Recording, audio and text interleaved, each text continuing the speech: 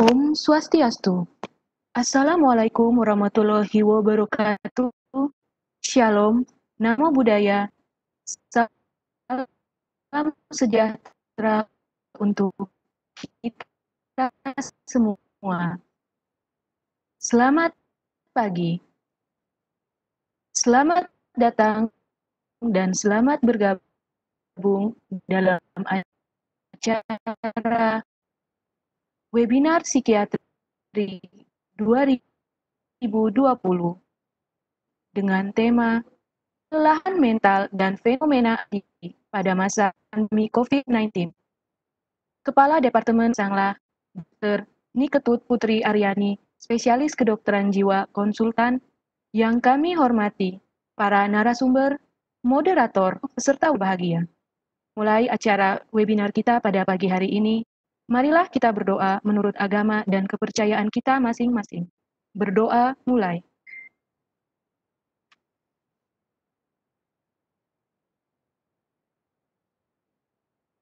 Berdoa selesai. Peserta webinar yang berbahagia, pada webinar siang hari ini akan dipandu oleh Dr. Cokorde Bagus Jaya Lesmana, spesialis kedokteran jiwa konsultan Mars, sebagai moderator. Sebagai pembicara dalam webinar ini, topik pertama dengan judul Strategi Mengatasi Cabin Fever Selama Pandemi COVID-19 akan dibawakan oleh Dr. Ida Aju Kusuma Wardani, spesialis kedokteran jiwa konsultan Mars. Dan topik kedua dengan judul Fenomena Adiksi di Masa Pandemi COVID-19 dan Pencegahannya akan dibawakan oleh Dr. Luh Nyoman Alit Aryani, spesialis kedokteran jiwa konsultan.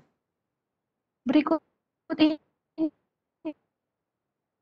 akan kami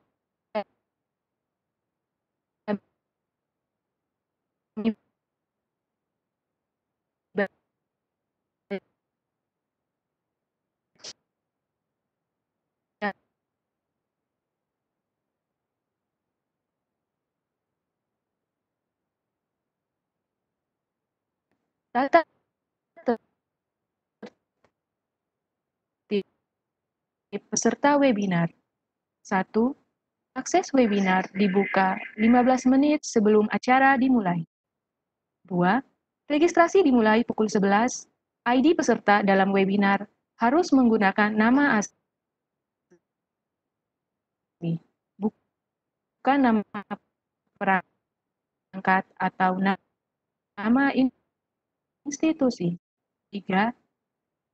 Saat acara diskusi, peserta dipersilakan NA Komisi Tunisi Postes. Aktif Cordoba, lahir 9 sebagai lektor riwayat pendidik pada tahun 2002, menamatkan umum di FK UNUD pada tahun 2005, menamatkan pendidikan dokter spesialis ilmu kedokteran jiwa di FK UNUD pada tahun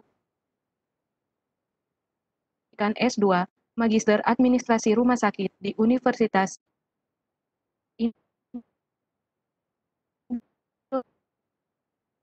Indonesia, dan pada tahun 2012 menamatkan pendidikan S3 Biomedis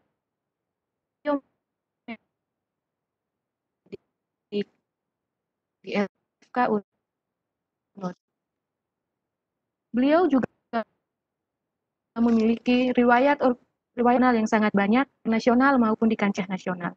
Dan beliau juga mempunyai dua kata, karena moderator Bagus Sultan memandu acara webinar pada pagi hari ini. Kepada moderator kami silakan. Baik, terima kasih Elsa, Dr. Elsa sudah membuka acara. Selamat pagi pada seluruh peserta yang berkesempatan hadir di meeting virtual pagi hari ini dalam rangkaian webinar series Psikiatri FK UNUD. Ini merupakan rangkaian di hari kedua yang menjadi sebuah upaya untuk kita lebih memberikan pengetahuan bagaimana menghadapi kondisi di tengah COVID-19 ini.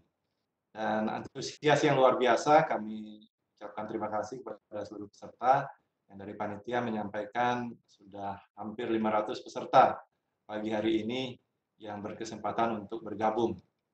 Tidak lupa juga kami mengucapkan terima kasih kepada dua narasumber kita pagi hari ini yang juga luar biasa dan meluangkan waktunya di tengah kesibukannya. Yang pertama ada Dr. Ida Ayu Kusuma Wardani dan yang kedua ada Dr. Luh Nyoman Alit Aryani.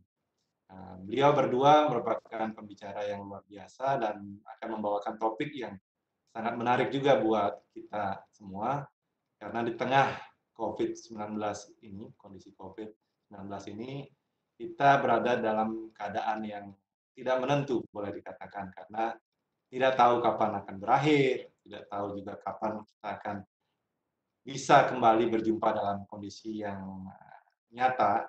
Selama ini selalu kita berada di kondisi virtual. Tapi yang pasti kita ketahui badai itu pasti berlalu. Sehingga di tengah ketidakmenentuan ini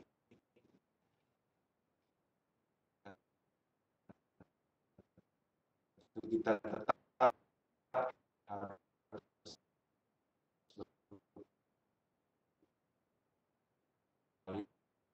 ya memiliki harapan untuk bisa bersama memerangi kondisi COVID-19.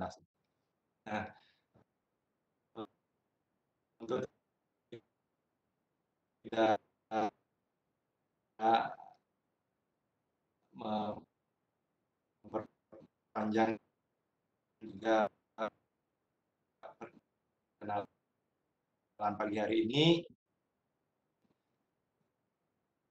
maka kami akan berikan kesempatan pertama dan yang saya selama demi belakang kita proses 30 menit. Setelah itu kita akan buka sesi diskusi 30 menit juga sebelum narasumber kedua kita akan membawakan makalah.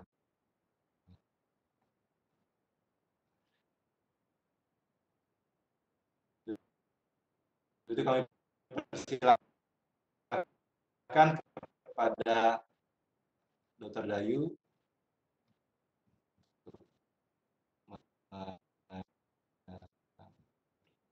presentasikan materinya. Silakan.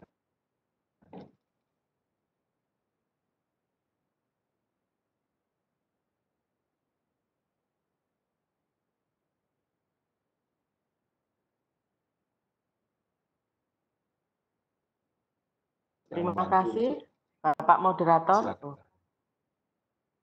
Ya.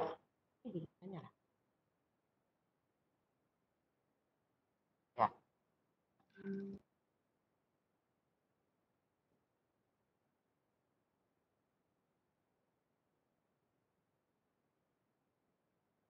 Silakan, Dr. Dayu.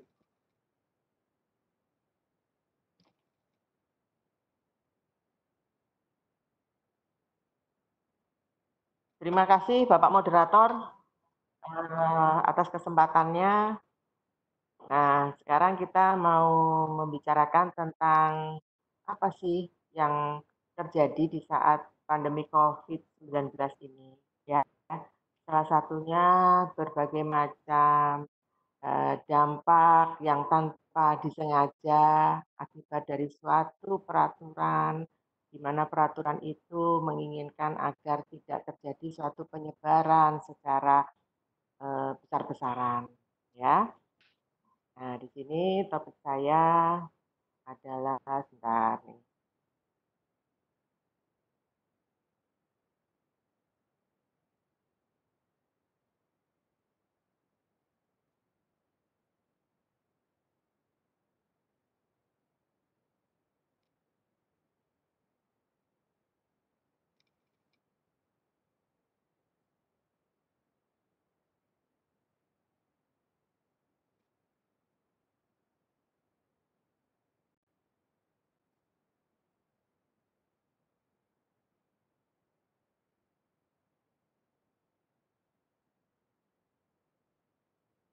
Strategi mengatasi cabin fever selama pandemi COVID-19. Jadi nanti lihat itu, gambar ini adalah satu ilustrasi di mana kita menjadi kurang bersemangat, akhirnya nanti bagaimana menjadi lebih ceria lagi. Nah, tujuan daripada topik ini adalah sebagai berikut.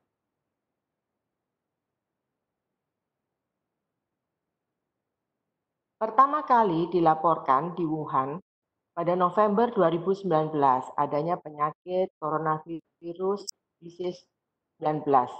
Dan di Indonesia dilaporkan oleh Presiden kita Joko Widodo mulai 2 Maret 2020, di mana saat itu mulailah keluar suatu peraturan Presiden saatnya kerja dari rumah, belajar dari rumah, dan ibadah dari rumah.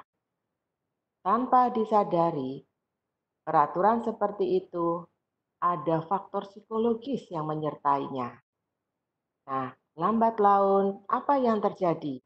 Memang maksudnya baik, tetapi persiapan mental dengan adanya suatu pandemi itu yang belum mengerti. Sebetulnya di sisi lain, keluar rumah itu salah satunya bisa mengelola stres.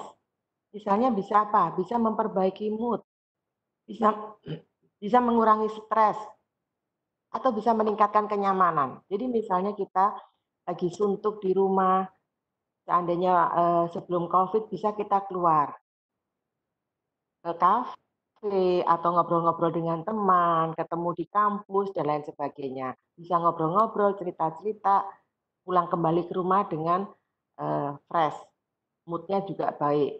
Tapi karena adalah aturan itu sehingga hal-hal tersebut itu tidak bisa kita jalankan. Nah, tujuan dari pemerintah bagus, mengurangi percepatan penyebaran COVID. Karena apa? Kalau kita tidak mematuhi peraturan tanpa disadari, kalau kita keluar, sebetulnya kita itu akan membawa virus tersebut masuk ke dalam rumah. Nah, terus apa yang terjadi? Orang-orang yang kita cintai di rumah itu bisa tertular. Nah, kalau orang-orang yang kita cintai tertular dan sakit, dampaknya pun pada diri kita sendiri. Ya. Nah, apa sih yang disebut dengan cabin fever? Nah, cabin fever, di mana kita tidak diizinkan untuk keluar rumah. Jadi di luar rumah itu ibaratnya ada, kalau bisa diilustrasikan seperti ada zombie. Di luar rumah ada zombie. Lalu apa yang harus kita lakukan? Kita harus diam di rumah. Tidak bisa melakukan hal-hal apapun juga. Jadi terlalu lama itu pun bisa mengakibatkan suatu emosi atau perasaan sedih yang muncul akibat terlalu lama terisolasi di dalam rumah atau di tempat tertentu. Nah, inilah muncul suatu emosi yang tanpa disadari. Tanda dan gejalanya apa? Misalnya gelisah, jadi bingung, mondar-mandir, lemas, sulit bangun, konsentrasi, mengerjakan sesuatu tidak bagus, lupa, secara tidak langsung kok saya mudah lupa meletakkan ini di mana. Dan kerjaannya apa? Makan terus, karena nggak ada kerjaan. Bukan jam tidur, tapi kok ngantuk, makan sesuatu. Nah, semakin lama apa yang terjadi? Berat badan semakin berubah, semakin menjadi gemuk, tanpa disadari. Apalagi kalau di rumah, misalnya pakai baju longgar. Nah, begitu mau keluar celana panjang saya, kok nggak cukup, kaos saya kok jadi sesak. Nah, terus tanpa disadari juga mudah marah. Nah, terutama kalau memang ada anak-anak yang masih usia sekolah, misalnya masih TK, SD, SMP, SMA. Nah, karena mereka kan kadang-kadang anak-anak itu kan banyak sekali pergerakannya di rumah. Ibunya mau nyapu, lewat lagi, sehingga tanpa disadari kotoran-kotoran dibawa sedikit melalui kakinya. Nah, itu akhirnya ibunya capek, baru selesai disapu, lagi kotor lagi. Nah, jadi tanpa disadari mudah marah, putus asa, kesepian, dan mudah tersinggung. Jadi misalnya ada sesuatu hal yang harusnya tidak terjadi apa-apa, jadi lebih sensitif. Jadi suka sensitif sekali. Nah, dari itulah yang menyebabkan emosi yang tak terkontrol itu tanpa disengaja itu akan membuat suatu peraturan yang keras terhadap anak-anak sehingga anak-anak nggak mau keluar dari kamar, takut nanti mama marah, takut nanti ini jangan keluar, mama lagi ngepel, kakinya naik di atas, tunggu dulu sampai ini. Dan nanti yang kecil bilang, mama, mimpi, jangan dulu tuh. Nah, seperti itu ya. Nah, kalau kita tahu tentang adanya suatu eh, cabin fever, ini ada suatu proses karena cabin fever itu salah satunya karena suatu pandemi COVID-19. Jadi proses-proses tersebut sesuai dengan virus itu ada denial, itu menolak. Ah, masih di Indonesia ada 19, bener ada. Bapaknya teman saya juga marah. Ah, enggak, salah. Nah, terus kalau begitu kalau memang benar ke bargaining, nah ya mudah-mudahan tidak saya yang loh, ternyata kok tetangga saya mulai kena. Loh, sudah di daerah rumah saya. Nah, terjadilah suatu depresi. Bagaimana kalau seandainya ini kena pada diri? Mana kalau seandainya kena pada keluarga saya? Apalagi ada informasi usia di atas 50 tahun, apalagi tinggal sama orang tua.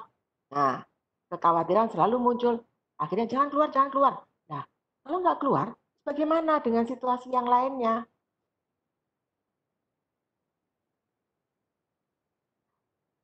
Sekarang saat ini muncullah suatu kebiasaan adaptasi baru. Nah, itulah mengatakan bahwa kita accept kita menerima.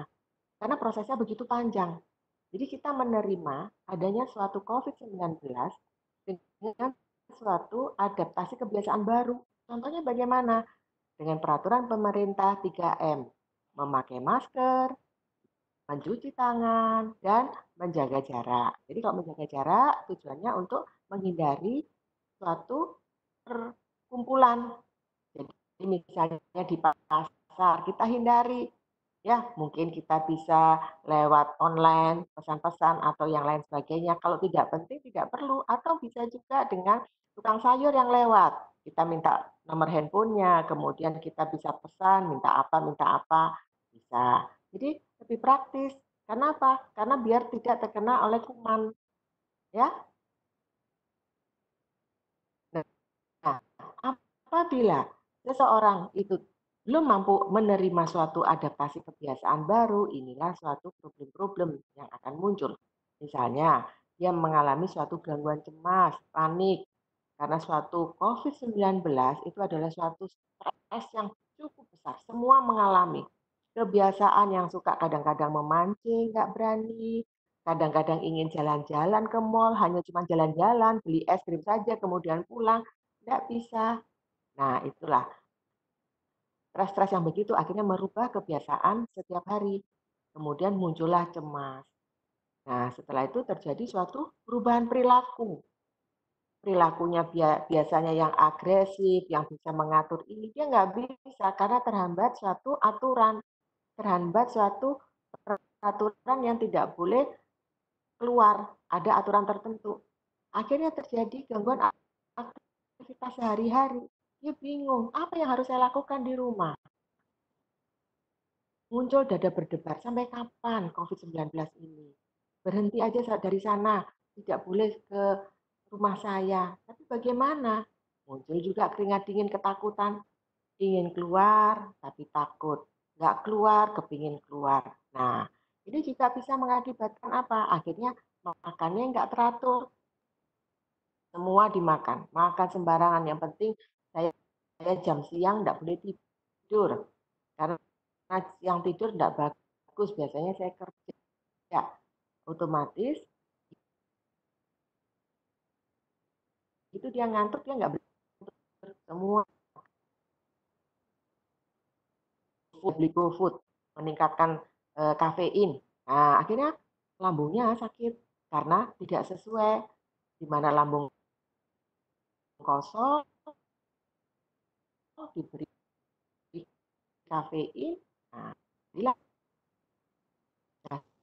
tidak terjadi kalau memang terus ya masuk ke gangguan depresi. Jadi mudah murung, mudah sedih,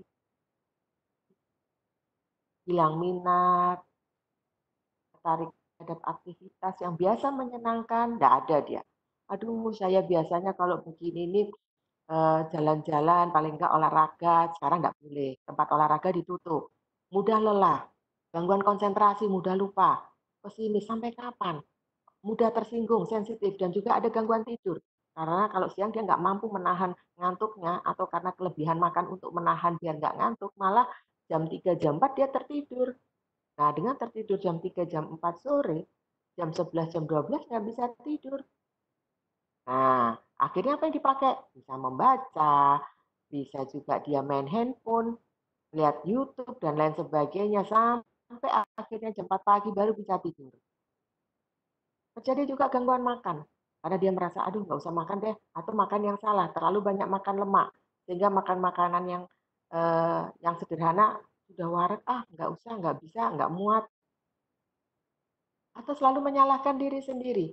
Kenapa ada COVID-19, sedangkan saya sudah kelas 3, bagaimana nanti ini menyelesaikan sekolah saya? Bagaimana semuanya? Saya mau masuk perguruan tinggi, bagaimana dengan cara seperti ini? Kenapa kok nggak nanti-nanti aja? Nah, tapi kan nggak bisa. Ini kan suatu pandemi yang tidak bisa diprediksi. Udah putus asa. Atau kadang-kadang ada perasaan mati. Misalnya beberapa karyawan yang di PHK, misalnya contoh yang bekerja, orang tuanya yang bekerja di hotel, karena memang eh, customer di hotelnya berkurang, sehingga karyawannya di PHK. Nah, seorang karyawan di PHK kalau memang merasa bahwa buat apa hidup, saya nggak bisa menghidupi keluarga saya. Jadi ada mulai tanda-tanda ingin mati. Mulai dari dia akan perilaku mencari sendiri. Memang kondisi remaja diputus pacar di saat COVID-19.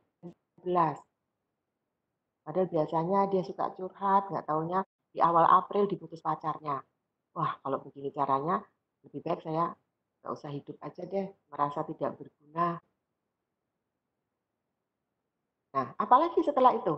Nah, yang lebih berat lagi adalah menyakiti diri sendiri. Ada usaha untuk bunuh diri dari suatu pikiran atau rencana untuk menyakiti diri sendiri. Melakukan tindakan menyakiti diri sendiri dengan cara menyayat atau mengkonsumsi sesuatu hal yang berlebihan. Ada riwayat sebelumnya, jadi sebelum COVID dia memang mempunyai suatu kepribadian yang ambang. Akhirnya dia jadi bingung. Dan mulai terjadilah percobaan bunuh diri. Mungkin salah satunya ada intoxikasi, baygon, udah pakai baygon aja deh. Atau pakai mencoba menyayat pergelangan tangan. Berharap akan kematian, buat apa, nggak berguna. Saya diputus pacar saat seperti ini, ya. Nah, itu yang tidak boleh. Makanya bagaimana kita untuk menerima suatu adaptasi kebiasaan baru. Kalau hal itu eh, tidak bisa kita terima, yang paling berat adalah terjadinya suatu gangguan psikotik. Jadi, adanya suatu perilaku abnormal. Jadi penampilan tidak lazim, maksudnya dia tidak mau mandi, baju acak-acakan, nggak usah hemat air, nggak usah ganti baju, nggak usah cuci rambut, biarin aja, hemat sampo, tidak rapi, perawatan diri buruk, dan pembicaraan tidak relevan. Jadi apa yang ditanya tidak sesuai dengan jawabannya. Dan kecurigaan yang berlebihan. Jadi misalnya ada seseorang tetangga datang, sudah curiga. Sana bersihkan dulu, mandi dulu, taruh aja di sana. Nah, misalnya beli sesuatu sayur, dicuci dulu semua, ganti baju. Jadi sebelum masuk rumah disemprotin semua. Takut. Karena apa? Karena COVID-19 nggak kelihatan. Kalau zombie itu kan kelihatan, oh ini orangnya. Ini nggak kelihatan, gimana menempel nggak tahu. Jadi akhirnya kecurigaan yang berlebihan. Curiga boleh, tetapi tidak boleh berlebihan. Bahkan kadang-kadang dia juga ada suatu halusinasi. Mendengar suara tanpa ada orang. Jadi seperti mendengar suara tapi begitu dilihat nggak ada orangnya. Ya, atau mengabaikan tanggung jawab yang biasanya dia kerjakan. Dan dia juga orang suka apa? Suka bengong. Jadi menyendiri, menarik diri, jadi bengong karena bingung apa yang mau dimulai. Dari mana dia memulai suatu pekerjaan? Di mana dia di PHK? Di mana mulainya? Kadang-kadang mungkin suatu bicara sendiri, ya, atau ketakutan nanti saya keluar, malah saya yang membawa penyakitnya, nanti COVID-nya nempel ke saya, Nah, sampai seperti itu, ya. Nah, sekarang gini, bagaimana sih cara mengatasi? Oke, ada COVID-19. Tapi bagaimana? Kita harus belajar menerima suatu kondisi. Jadi tadi dikatakan oleh Kubler-Ross, kita tidak boleh depresi. Kita belajar menerima, merubah sesuatu hal dengan adaptasi kebiasaan kita berjemur. Jadi kalau lagi males, aduh lagi suntuk, kita berjemur. Berjemur itu apa? Memberikan panas pada badan kita. Dengan panas itu ada energi yang masuk sehingga kita bisa bersih-bersih rumah ataupun segalanya. Atau kita berolahraga. Kita lihat tutorial di YouTube, sesuaikan olahraga dengan usia ya. Jadi kalau memang usianya lanjut usia, bisa olahraga dengan cara apa? Duduk, gerak-gerak tangan boleh, tapi posisi duduk karena memang kalau sudah lansia itu kadang-kadang terjadi suatu gangguan keseimbangan ya. Atau jalan di tempat. Kalau memang yang punya sepeda statis silahkan. Kalau yang punya memang treadmill silakan. Itu lakukan, ingat lakukan secara kontinu dan konsisten. Ya, 15 menit sehari secara kontinu itu juga membakar energi kita agar adrenalin kita menjadi bangkit sehingga kita mempunyai suatu kreativitas. Apa yang akan kita lakukan di saat kondisi seperti ini? Bila hal itu sudah pernah dilakukan, coba setiap pagi begitu bangun, buka jendela, rasakan udara yang segar. Biru merasakan, oh begini segarnya. Berarti ada sesuatu yang baru yang harus saya wujudkan. Entah itu dengan cara memasak, entah cara membersihkan, atau bisa juga bercocok tanam. Dengan melihat tanaman-tanaman yang kita tanam, misalnya dari ini membuat stek, kemudian dari stek kita tanam lagi, atau juga mungkin menanam, menaburkan cabai, ditanam, nanti kalau kita butuh cabai bisa kita ambil sewaktu-waktu, itu bisa juga ya. Jadi apapun eh, kita harus mempunyai suatu kreativitas. Nah, apalagi? Nah, untuk mengasah otak agar otak kita itu berjalan dengan bagus, diajak ngomong juga bagus, daya ingatnya tidak menurun, main catur boleh. Kalau memang dengan ada kakak atau adik, ya boleh main catur. Atau suami istri boleh main catur. Ya, atau mengasah otak dengan cara mengisi TTS itu boleh juga. Ya, atau membuat suatu rencana harian. Jadi bisa misalnya pagi hari, di saat bangun tidur, coba tulis apa sih hari ini yang akan saya lakukan. Tulis saja. Oh, hari ini saya akan melakukan ini. Setelah itu, setelah kita tulis apa saja, lalu kita kira-kira yang saat ini bisa saya lakukan apa? Nah, setelah bisa kita lakukan merasa puas dengan ini, langsung kita coret. Kita coret apa yang kita lakukan. Nah, ada rasa bangga, saya mampu loh hari ini sudah bisa menyelesaikan. Nah, biar apa? Biar tidak bingung. Karena memulai sesuatu itu memerlukan suatu pemikiran atau tenaga yang besar untuk memulai sesuatu pekerjaan. Bisa juga dengan aromaterapi, ya, atau mungkin juga suatu harum-harum. Kalau di Bali bisa juga pakai dupa, ya, ada dupa yang harum-harum itu juga meningkatkan rangsangan kita untuk mudah memikirkan apa sih yang bisa saya lakukan, biarpun di rumah saja, tapi apa, ya. Atau bisa juga kalau kita kangen dengan teman-teman, bisa melakukan perjanjian dengan virtual meeting, dengan salah satunya seperti ini, ya. Dengan Webex kita bisa bercerita apa yang kamu lakukan, gimana ininya, ya bisa seperti itu. Jadi apapun bisa kita lakukan, yang penting kita mengerti teknik-teknik yang sesuai dengan kepribadian kita, ya. Nah, ini ingat junk food stop karena junk food itu tidak bagus, ya. Karena ini adalah hubungannya dengan daya tahan tubuh sehingga saya sarankan untuk perbanyak sayur dan buah, ya. Junk food boleh, boleh, tetapi tidak boleh setiap hari. Ya, apalagi kalau usia-usia sudah di atas 40 tahun. Lebih baik buat sendiri. Ya, kalau sesekali saja boleh, nggak apa-apa. Tapi tidak boleh setiap hari. Menu-menu apa yang bagus? Apapun yang mudah didapat. Sayur dan buah yang mudah didapat. karena itu mempunyai kandungan vitamin yang cukup banyak dan bisa meningkatkan daya tahan tubuh kita sehingga COVID-19 tidak menempel pada diri kita. Nah, dari apa yang sudah saya terangkan, dari ringkasan, bahwa pandemi COVID-19 itu adalah suatu stressful yang tanpa disadari menyebabkan terjadinya perubahan faktor psikologis dengan adanya stay at home.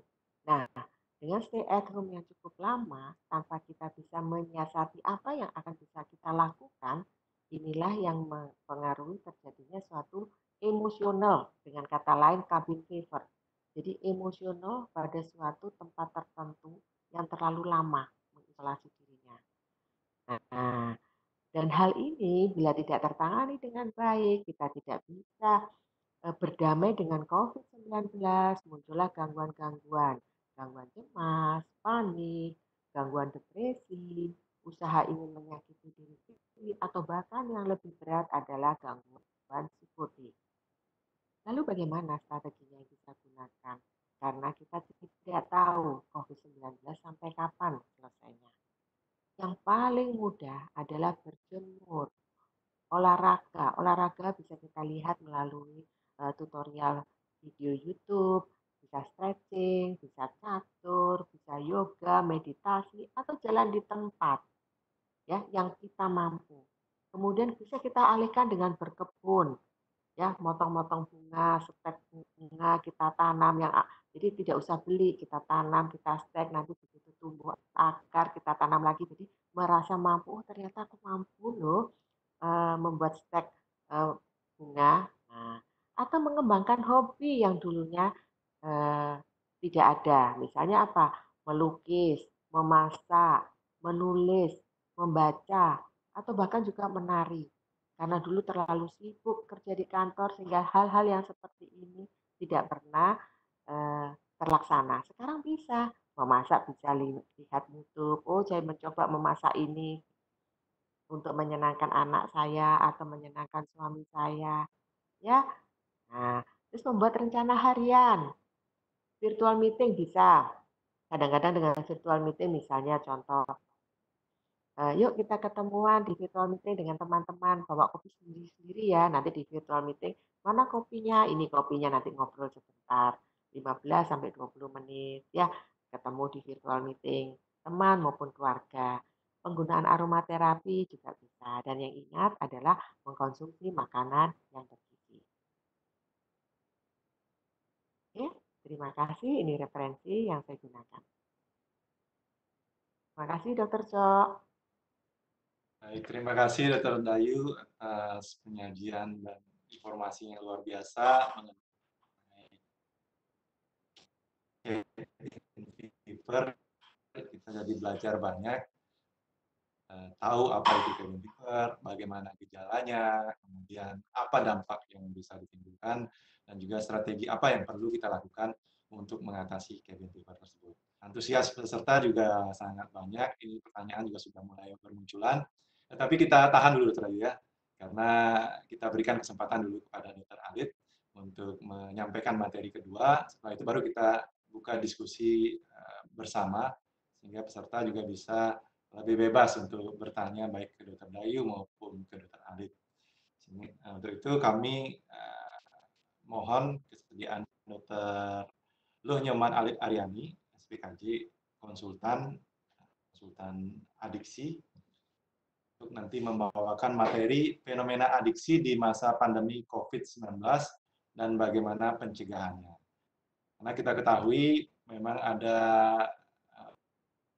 Holy Trinity untuk permasalahan yang kita hadapi ini, bisa menjadi depresi, bisa menjadi agresif, dan juga salah satunya bisa menjadi adiksi. Nah, dari sudut adiksi, Dr. Alit akan menyampaikan materinya.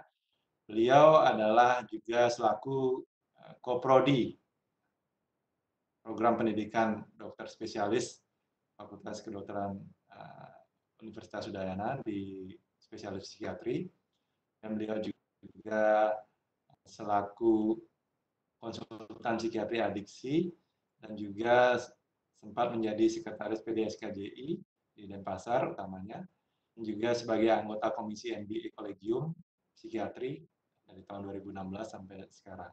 Jadi, banyak riwayat organisasi yang juga sudah dimiliki oleh Dr. Alit, dan sekarang juga sedang menjalani pendidikan S3. Jadi staf psikiatri FK Unut memang tidak pernah berhenti ya untuk mengenyam pendidikan, dan juga ini kita apresiasi juga kepada peserta yang sangat luar biasa antusias pagi hari ini untuk menyimak bersama materi yang akan disampaikan oleh Dr. Alit. Untuk itu kami berikan kesempatan kepada Dr. Lu Nyoman Alit Aryani mempresentasikan materinya selama 30 menit, dan setelah itu kita akan buka sesi diskusi. Silakan Dr. Alit.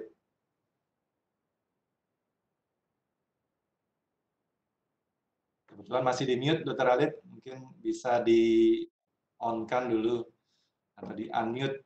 Ya, ya, halo, selamat pagi semua para peserta yang berbahagia hari ini. Terima kasih Dr. Cok Bagus Jaya Lesmana, SPKJ Konsultan Mars, banyak sekali ya gelarnya.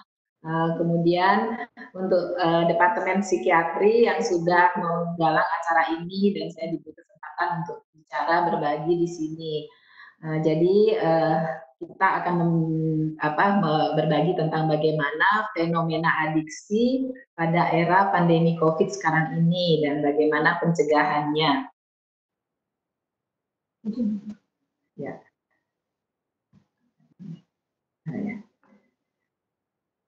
Kita akan membicarakan topiknya, yaitu pertama adalah pendahuluannya, kemudian bagaimana fenomena adiksi dengan COVID sekarang ini, kemudian pencegahannya, dan nanti mungkin ada ringkasan kesimpulan.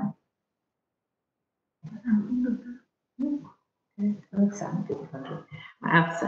Jadi per definisi kita ketahui bahwa COVID-19 itu adalah suatu penyakit infeksius ya, yang disebut dengan suatu sindrom respiratori akut yang menyerang pernapasan semua orang dan disebabkan oleh virus SARS-CoV-2. Jadi tujuan daripada pemaparan kali ini adalah kita untuk mengetahui dampak dari COVID-19 terhadap fenomena adiksi sekarang atau kecanduan pada masyarakat dan bagaimana pencegahannya. Adapun epidemiologi atau sekarang kejadian yang terjadi di masyarakat dan dianggap adalah sebagai darurat kesehatan pada masyarakat global dunia, dan lebih dari 512.000 orang dengan kematian 23.495 orang pada 28 Maret 2020 dan terus meningkat sampai saat ini. Bahkan di Indonesia kasusnya mencapai 78.572 kasus dan yang sembuh 37.636 dan yang meninggal per tanggal 14 Juli kemarin adalah 3.710. Hal ini menimbulkan dampak yang tidak sedikit baik di ekonomi, kesehatan, pendidikan, dan hal ini menyebar dengan cepat dan telah mengubah dunia dalam hitungan bulan, sehingga berdampak pada hampir segala kehidupan, tidak terkecuali pada kondisi mental yang tadi disampaikan oleh Dr. Dayu, dan juga salah satunya di bagian adiksi atau kecanduan. Nah, bagaimana kita melihat dampak kesehatan mental ini akibat dari adanya COVID-19? Di awal kita ketahui dulu bahwa pada saat pertama banyak ada kebijakan, yaitu kebijakan lockdown, PSBB, orang berbondong-bondong untuk membeli makanan, memborong makanan karena panik dan cemas, nanti tidak bisa keluar, tidak bisa berbelanja, sampai banyak yang menimbulkan stres, panik, dan akhirnya terjadi gangguan-gangguan mental dan meningkatkan perawatan kesehatan dan pelayanan bagi para pelaku adiksi. Tujuan tadi sudah disampaikan bahwa saya memaparkan kali ini untuk mengetahui dampak dari COVID-19 terhadap fenomena adiksi, kecanduan di masyarakat, dan bagaimana pencegahannya. Jadi dampak COVID-19 pada adiksi kita ketahui bahwa tadi sudah disampaikan oleh Dr. Dayu, ada peningkatan stres, kemudian panik, kemudian fobi, cemas, dan ada gangguan tidur. Nah, hal ini menyebabkan banyak orang yang menyalahgunakan narkotika, menyalahgunakan alkohol saat terlarang, sehingga ini akan menurunkan sistem kekebalan tubuh. dan akan meningkatkan risiko orang untuk kembali terinfeksi COVID-19. Nah, di sisi lain ada isolasi dan pembatasan sosial, istilahnya di Indonesia PSBB ya, kalau di luar negeri lockdown gitu ya, sehingga muncul orang-orang lebih banyak di rumah dan akan menimbulkan kecanduan perilaku.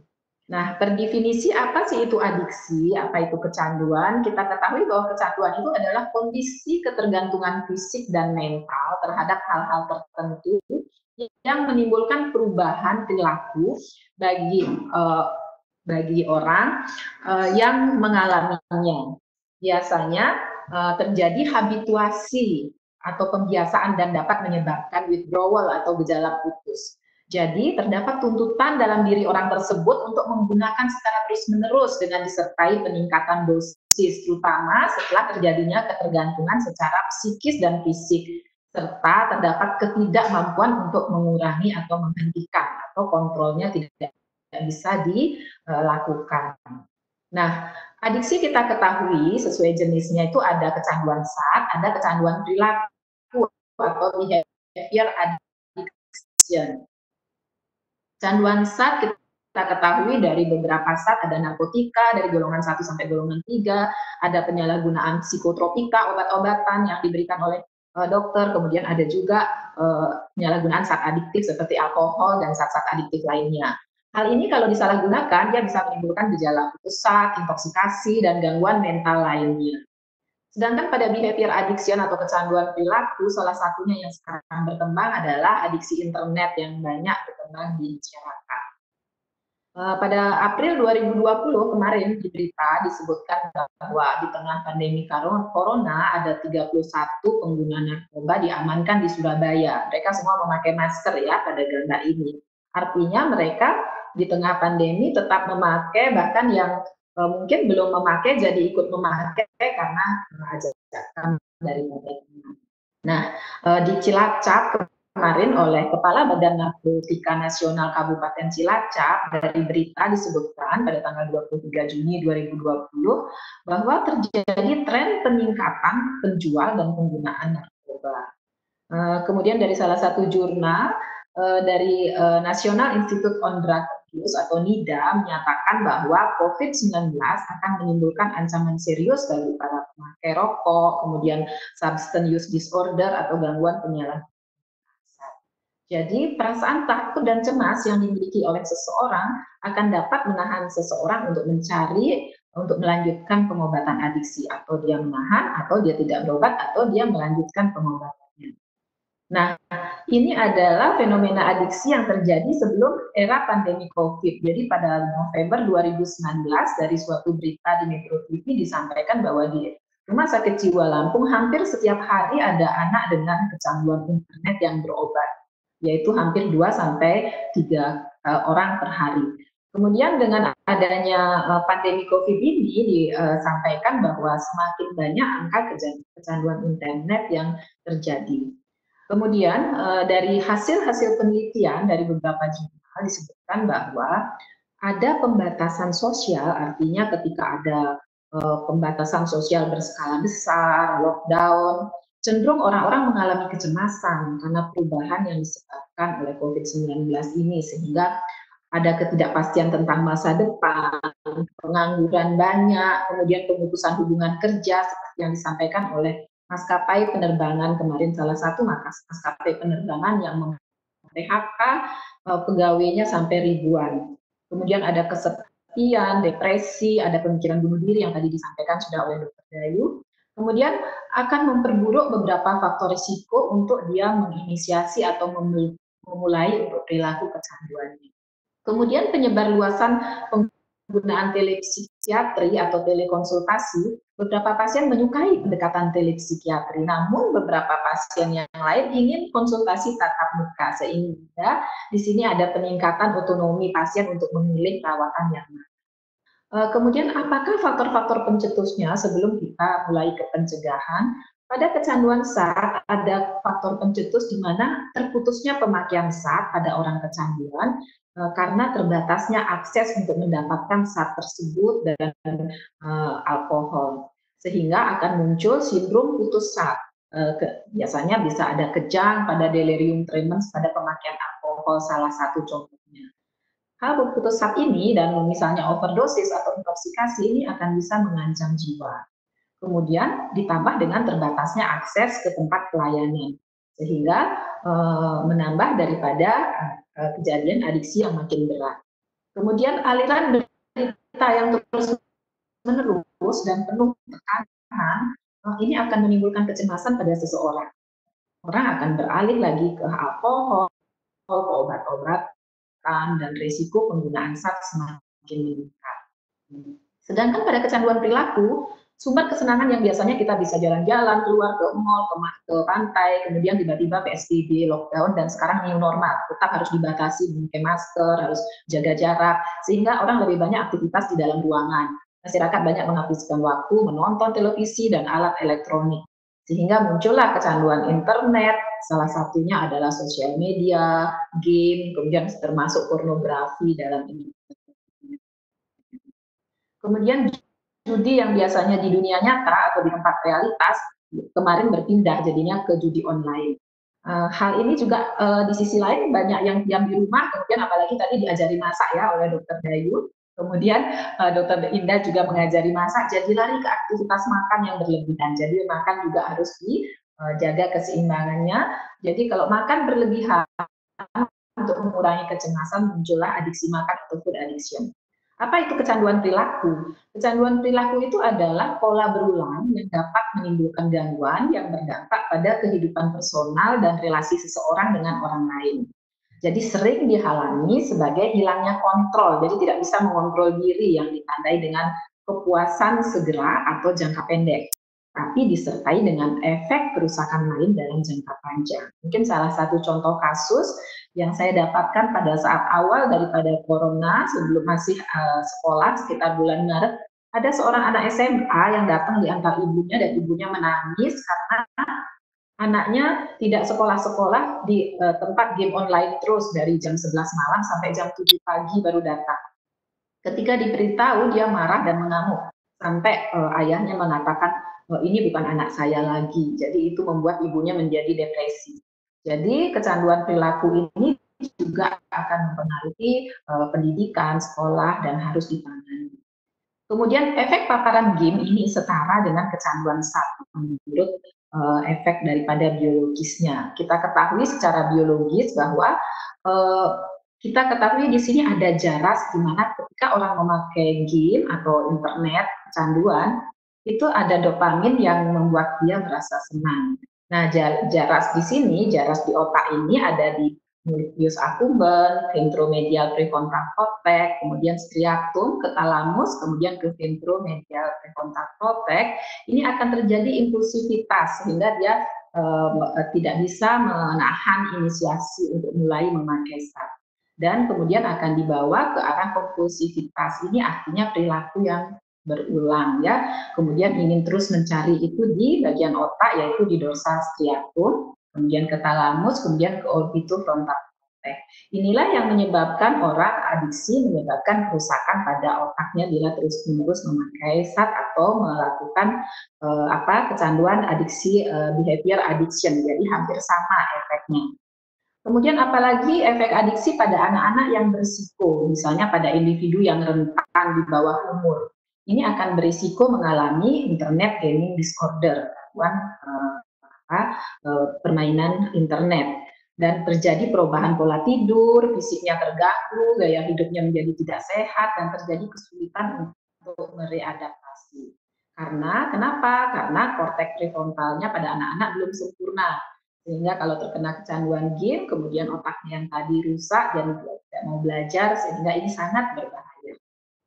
Kemudian bagaimana gejala kecanduan zat? Biasanya adalah ketidakmampuan untuk secara konsisten menjauhkan diri dari zat atau zat tersebut, kemudian terjadi gangguan dalam pengendalian perilaku sehingga menjadi lebih emosi, lebih mudah marah, ya. Kemudian keinginan atau peningkatan untuk memakai obat-obatan, dan terjadi disfungsi respon emosional. Jadi mudah cemas, ya. Kemudian berkurangnya pengakuan akan masalah yang signifikan. Dia sudah mempunyai masalah, tapi dia tidak mengaku ada masalah untuk dia tetap bisa memakai zatnya. Dan yang terakhir, yang paling berat apabila ada terjadi kegawat daruratan.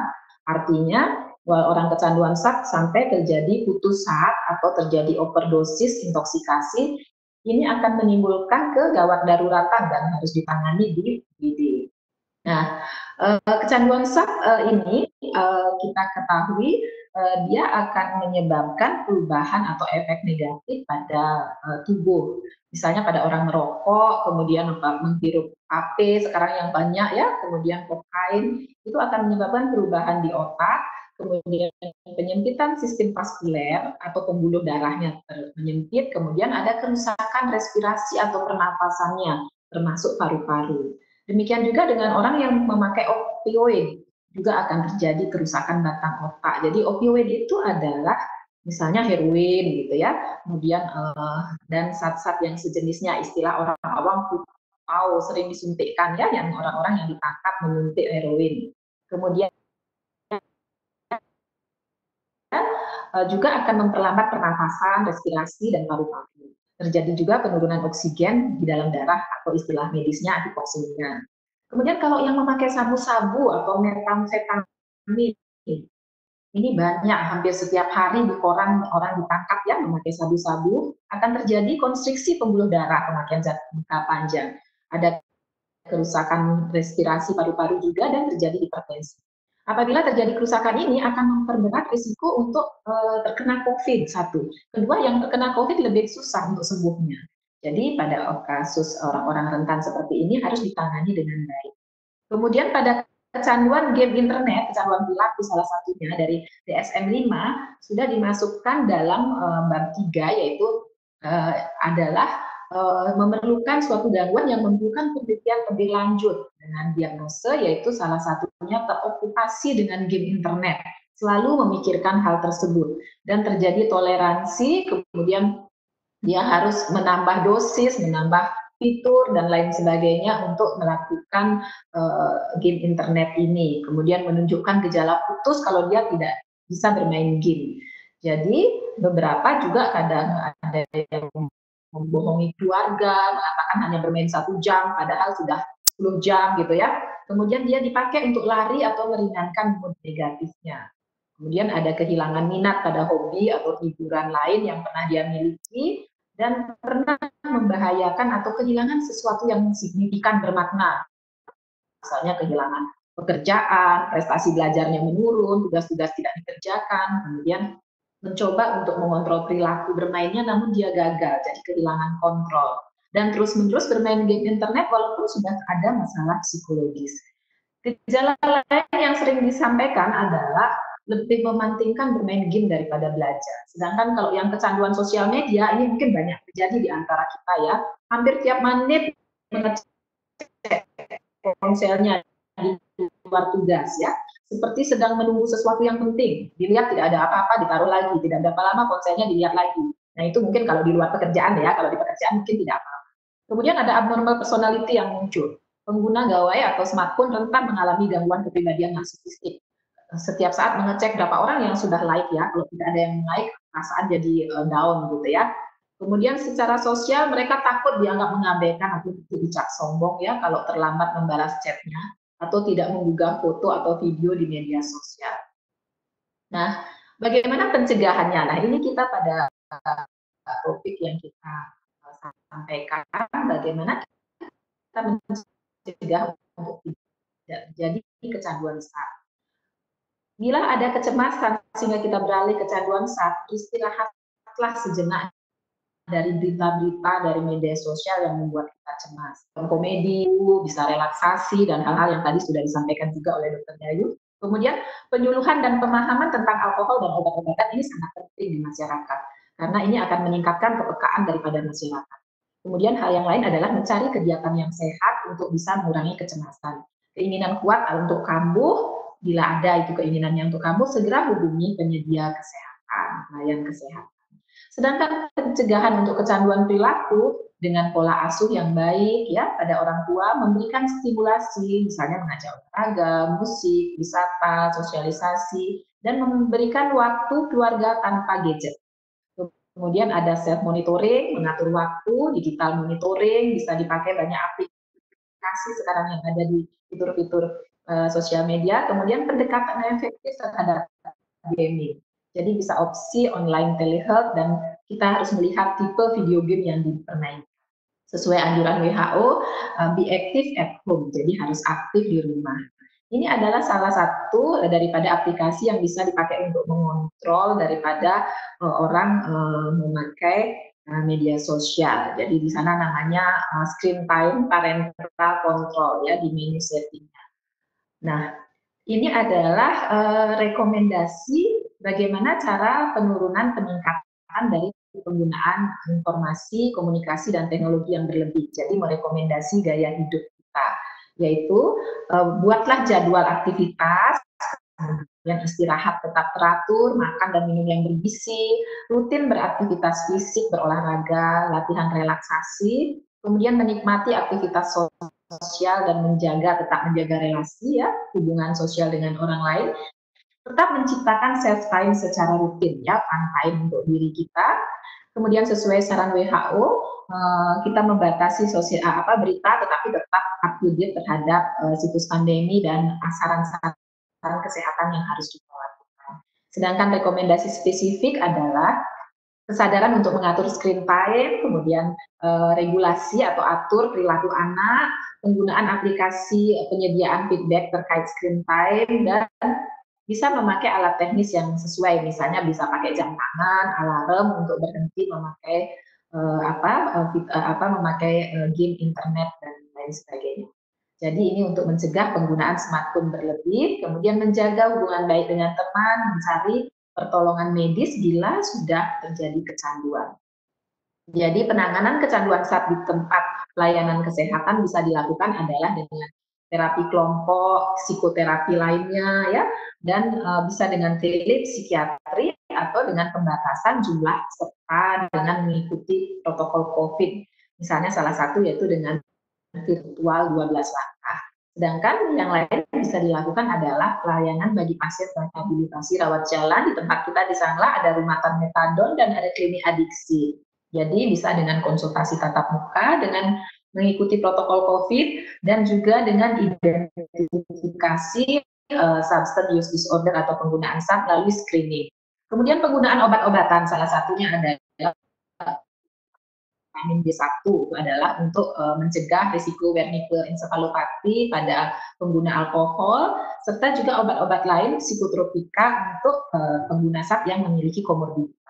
Tetaplah obati pasien dengan protokol COVID, serta karena banyak sudah yang merenggut nyawa ya pemakaian SAD.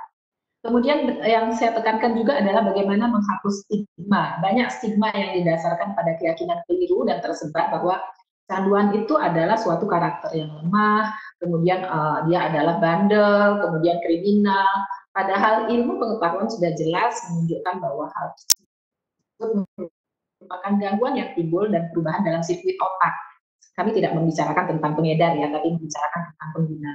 Kemudian tanggung jawab seluruh tenaga kesehatan untuk tidak melakukan diskriminasi terhadap pasien dengan penyalahgunaan SAD, serta memperlakukan tiap individu dengan bermartabat. Dukungan sosial atau kelompok dukungan dari teman-teman sebaya ini sangat penting bagi orang-orang yang mencoba untuk pulih. Sebaliknya kalau ini isolasi sosial adalah faktor untuk kambuh sehingga tetap melalui virtual untuk memberikan dukungan support. Sedangkan penanganan pada kecanduan perilaku itu bisa diberikan psikoterapi, CBT, kemudian motivational enhancement therapy, dan psikoterapi lainnya bisa melalui telepsikiatri atau melalui video call ya. Pelayanan bagi pasien rawat jalan bisa melalui telepsikiatri berbasis video atau konsultasi tatap muka untuk penanganan segera. Jadi program yang berkolaborasi harus juga dipertahankan dengan stakeholder, baik dengan pendidikan, dengan pemerintah. Penting mengatasi kasus yang sudah meningkat di masyarakat ini. Jadi ringkasan yang bisa saya sampaikan bahwa COVID-19 banyak memberikan dampak terhadap perilaku adiksi, isolasi dan pembatasan sosial menyebabkan peningkatan penyalahgunaan alkohol, zat-zat terlarang, dan juga perilaku adiksi seperti internet, game, dan perjudian. Jadi pandemi meningkatkan kekambuhan pada pasien dengan perilaku adiksi. Jadi orang yang di addiction psikiatri ini menghadapi tantangan yang meningkat selama pandemi COVID-19 untuk memberikan perawatan standar yang tinggi kepada populasi yang rentan ini. Pembatasan sosial menyebabkan terbatasnya pemberian pelayanan yang menyebabkan meningkatnya peluang perilaku adiksi.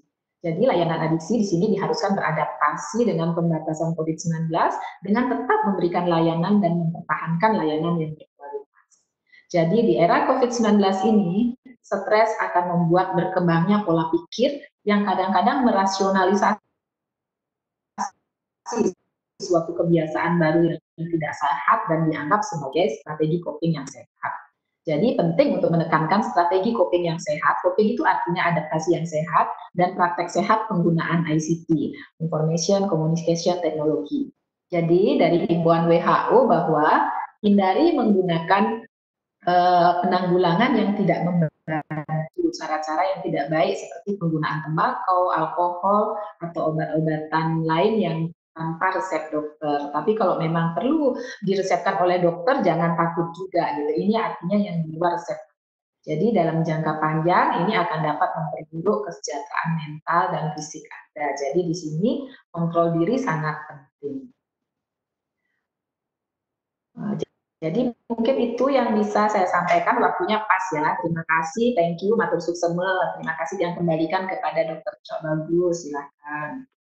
Terima kasih Dr. Alit atas presentasinya luar biasa. Kita jadi bisa memahami bahwa ternyata keadaan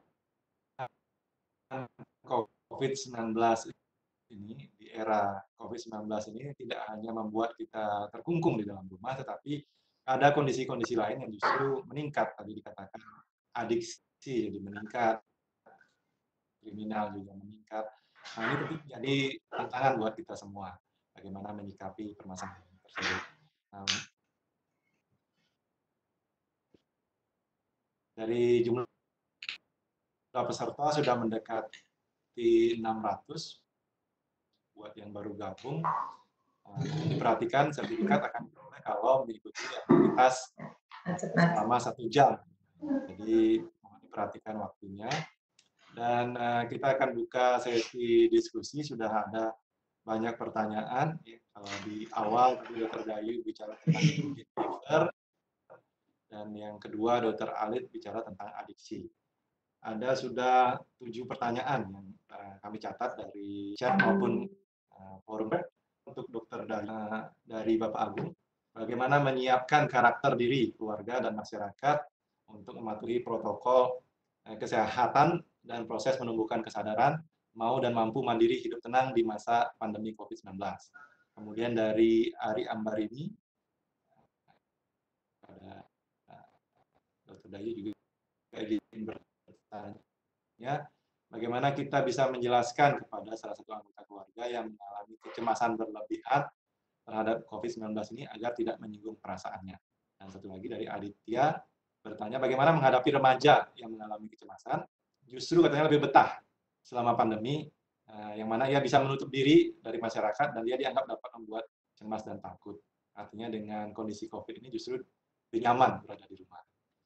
Sementara untuk Dr. Alit sudah ada 4 pertanyaan dari Eduardo. Pada pasien dengan adiksi SAD yang juga memiliki gangguan mental lain seperti gangguan psikotik atau mood, setelah detoksifikasi berapa lama pasien tersebut dikatakan mengalami gangguan psikotik atau mood yang tanpa dicetuskan nafsa atau SAD yang pernah digunakannya. Dalam telepsikiatri dan adiksi, apakah obat psikotropika atau narkotika dapat diberikan dan dengan landasan asesmen online? Kemudian dari Made Darsana, bagaimana mengatasi kecanduan gadget pada anak-anak usia sekolah dasar? Karena sekarang kita ketahui kan, justru sejak SD kelas 1 sudah guru-guru meminta anak menggunakan gawainya. Nah, ini juga jadi tantangan. Ternyata kita mengajarkan anak untuk jatuh ke dalam kondisi adiksi seperti ini. Dr. Setia Subiangkasa bertanya bagaimana mengatasi anak kecanduan televisi akibat efek terlalu lama di rumah selama PSBB COVID-19. Dan terakhir dari Pak Agung, bagaimana upaya mengurangi propaganda media dan internet yang menyebabkan kepanikan masyarakat dan rusak kekebalan tubuh. adiksi internet tidak lagi patuhi protokol kesehatan sehingga terinfeksi COVID-19. Nah, sementara sudah ada 7 pertanyaan untuk sesi pertama, kita berikan kesempatan kepada kedua pembicara untuk mulai memberikan jawaban terhadap pertanyaan-pertanyaan yang diajukan. Kami silakan, mungkin mulai dari Dr. Dayu dulu. Silakan Dr. Dayu. Terima kasih, Menarik Dr. sekali Kak. pertanyaan. Terima kasih. Nanti tolong saya juga diingatkan kembali ya. Pertanyaannya banyak banget ininya, ya. Ya, terima kasih Pak Agung pertanyaannya. Ya, bagaimana kita menyiapkan karakter-karakter. Nah, dari ini Pak Agung, jadi mulai pada diri sendiri. Jadi untuk melaksanakan protokol COVID itu mulailah dari diri sendiri, yaitu pertama memakai masker, kedua mencuci tangan, dan yang ketiga jaga jarak atau hindari. Jadi mulai dari diri kita sendiri. Kita adalah sebagai contoh bagi masyarakat yang atau orang yang ada di dekat kita.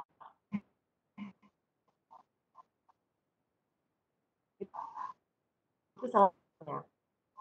Dua aja. Jadi kalau memang ada kelebihan, contoh misalnya ada memang sisa-sisa kain, aku bisa membuat tidak pakai masker, kita bisa memberikan masker sehingga orang tersebut merasa tersentuh.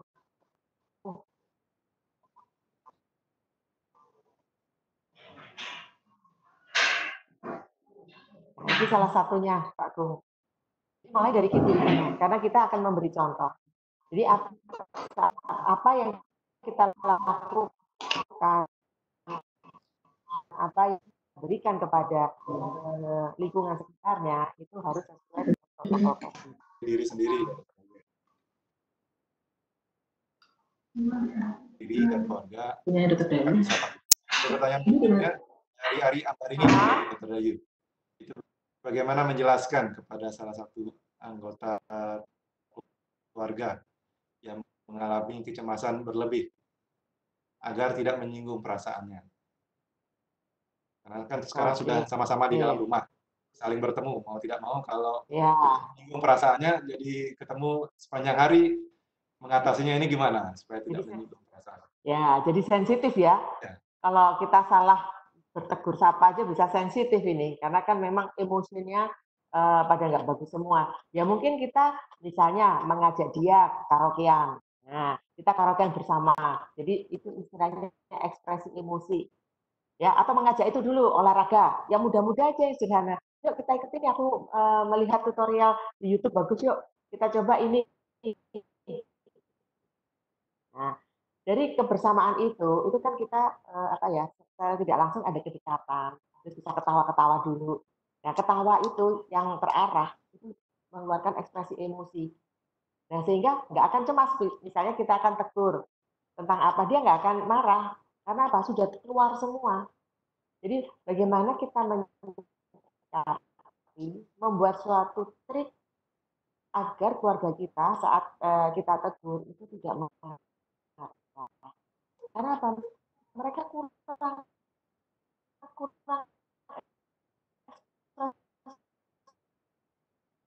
emosi, kurang menyanyi, kurang olahraga,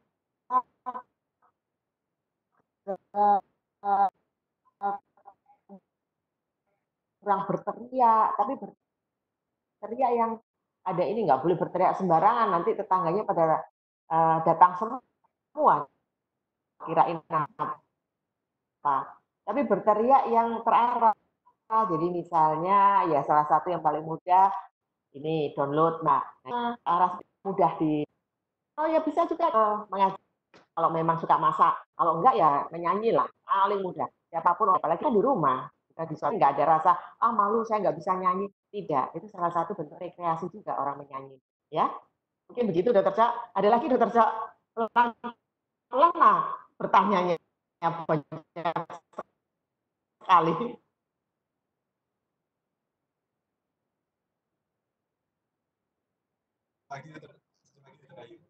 Satu lagi ini. Kalau tadi sudah gimana biar tidak stres ya dalam rumah. Ini dari Aditya. Bagaimana menghadapi remaja yang mengalami kecemasan justru lebih betah. Caranya nggak jelas, tetap jawab. Justru lebih betah di rumah karena dengan dia berada di rumah bisa menutup dirinya. Yang tadinya memang memiliki gejala kecemasan, Dokter Ayu. Jadi bagaimana mengatasi kecemasan justru lebih senang ya, ada di rumah itu lebih senang ya. Nah, gimana ini mengatasinya? Kan dia justru menikmati, padahal tadi kan akan berakibat jadi fever. Hati-hati, jangan-jangan remaja, karena remaja ini. Oke, terima kasih Dokter Cok. Jadi remaja ini kan mempunyai kepribadian. Ya, oke. Terima kasih Dokter. Di remaja ini suatu kepribadian. Nah, kepribadian itu mengetahui bahwa apa yang dilakukan oleh remaja, suatu hal yang baik atau yang buruk, dia maunya nyaman aja saat ini, enak aja saat ini. Tapi kelanjutannya dia tidak tahu bahwa kalau tetap di rumah atau di dalam kamar itu tidak baik. Mungkin jalan satu-satunya yang paling mudah adalah tadi tuh misalnya contoh ajak main catur. Nah, main catur itu juga daya ingat kan main strategi. Ya, nggak apa-apa mainnya di kamar, tapi diajak main catur atau main ini halma. Halma itu juga ya, main halma itu main strategi. Justru remaja-remaja itu harus kita naikkan kreativitasnya, tekniknya, strateginya, sehingga dia bisa mengetahui, oh kalau berbicara strateginya gini, oh kalau menyusun ini begini caranya. Yaitu kita latih ya, bagaimana bermain tetapi masih bisa di dalam kamar atau di rumah, namun yang positif. Ya, itu salah satunya. Tapi kalau dia dibiarkan aja, kita harus hati-hati. Khawatirnya itu adalah media internet yang disalahgunakan. Nah, nanti Dokter Alif yang menjelaskan. Jadi berada di rumah tapi tidak diawasi, ternyata melihat sesuatu hal yang tidak benar. Nah, itu nanti tugasnya Dokter Alif untuk menjelaskan lebih detail. Nah, karena dia masih labil. Jadi begitu ya. Jadi justru kita ajak sesuatu yang menggunakan permainan tapi mengasah otak. Banyak sekali. Misalnya main ular tangga, main halma, main catur. Nah, banyak sekali yang bisa digunakan. Atau kalau enggak, isi teka-teki silang. Nah, itu juga sama. Otomatis kan kita ingin penuh ya, dapat 100. Pasti kita buka buku atau buka buku di Google. Itu salah satunya. Jadi tetap harus ada merangsang, karena kalau enggak nanti berbahaya untuk remaja. Mungkin begitu Dokter Cok. Terima kasih Dokter Ayu. Jadi ini memang kesempatan buat para orang tua yang tadinya bingung kalau anaknya di luar, sekarang sudah berada di rumah. Ya, artinya ini kesempatannya Dokter Ayu ya, untuk mereka berkomunikasi, memperbaiki hubungan, mengadakan kedekatan yang lebih baik kepada anak-anaknya maupun anggota keluarga lainnya. Sehingga waktu yang memang diberikan untuk berada di rumah itu tidak disia-siakan. Jangan sampai terjadi cabin fever tentunya Dokter Ayu ya. Baik, untuk berikutnya kami berikan kepada Dokter Alit. Ada 4 pertanyaan tadi, silakan Dokter Alit. Di sesi pertama ini menjawab 4 pertanyaan. Silakan. Ya, oke Dokter Cok, terima kasih. Ini sudah nambah Dokter Cok, sudah jadi 6 pertanyaan ya. 4 dulu, ini sesi kedua. 4 dulu ya. Ya, nanti sesi kedua ya kita jawab. Jadi ini pertanyaannya bagus-bagus ya, ada dari Bapak Agung, dari peserta-peserta yang lainnya gitu ya. Terima kasih atas pertanyaannya. Pertama yang ditanyakan adalah bagaimana adiksi SAD itu bila ada komorbiditas ya, kemudian misalnya ini pasti dari orang kesehatan yang bertanya ya, karena bertanya tentang komorbiditas gitu ya. Komorbiditas itu artinya adalah penyakit penyerta ya, mungkin untuk peserta yang lainnya. Jadi ketika ada penyakit penyerta atau komorbiditas seperti psikotik yang ditanyakan tersebut adalah gangguan jiwa yang cukup berat, atau misalnya ada depresi, kemudian ada gangguan cemas yang cukup berat. Jadi kita tetap menangani seperti penanganan kasus untuk komorbiditasnya, yaitu detoksifikasinya tetap dilakukan di ruang rawat inap. Jadi kita pasien tidak boleh memakai zat-zat tersebut lagi, tetap di ruang rawat inap ya.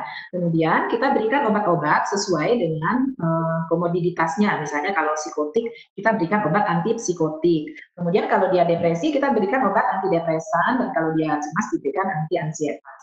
Nah, sampai berapa lama kita memberikan? Nah, itu kita memberikannya adalah sesuai dengan profil dari penanganan masing-masing penyakit tersebut. Misalnya kalau psikotik akut kita harus berikan secara optimal selama 3 bulan antipsikotik, kemudian kita turunkan menjadi sampai ke dosis maintenance. Jadi setelah itu dia akan bisa dilanjutkan dengan psikoterapi yang membuat dia akan bisa menghentikan pemakaian zatnya, misalnya dengan motivational interviewing atau cognitive behavior therapy.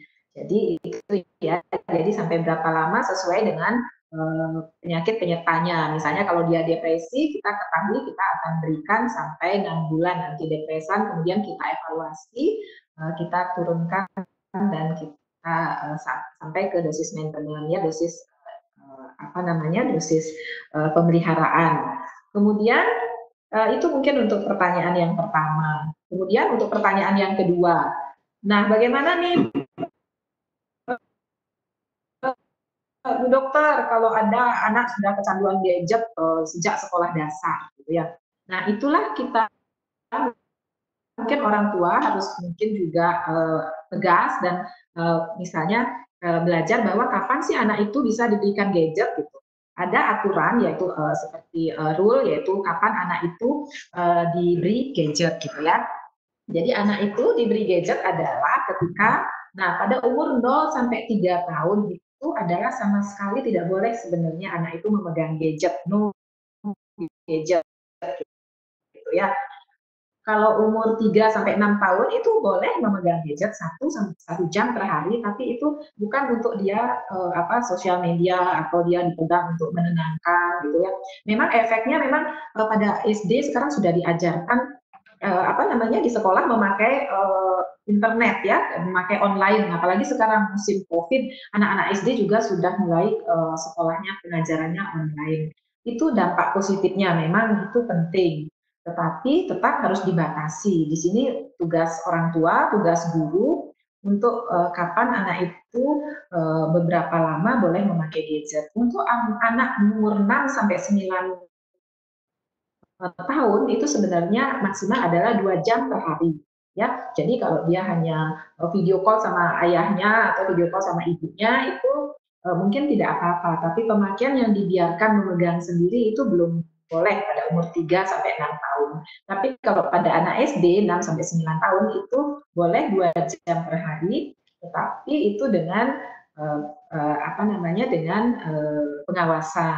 Jadi kemudian umur 9 sampai 12 tahun itu adalah anak sudah boleh memegang gadget tapi dengan pembatasan. Jadi mulai di stadium dia diinisiasi untuk mengenal gadget dan bagaimana memakai gadget itu dengan baik. Dan kalau sudah sampai umur 12 sampai 18 tahun itu dia diajari mana yang dampak yang buruknya, mana dampak yang negatifnya, sehingga dia bisa mengevaluasi. Jadi di sini perlu komunikasi. Bagaimana kalau anak sudah kecanduan gadget sejak sekolah dasar, kalau yang namanya sudah kecanduan ya harus diobati berarti. Tapi kalau dia sudah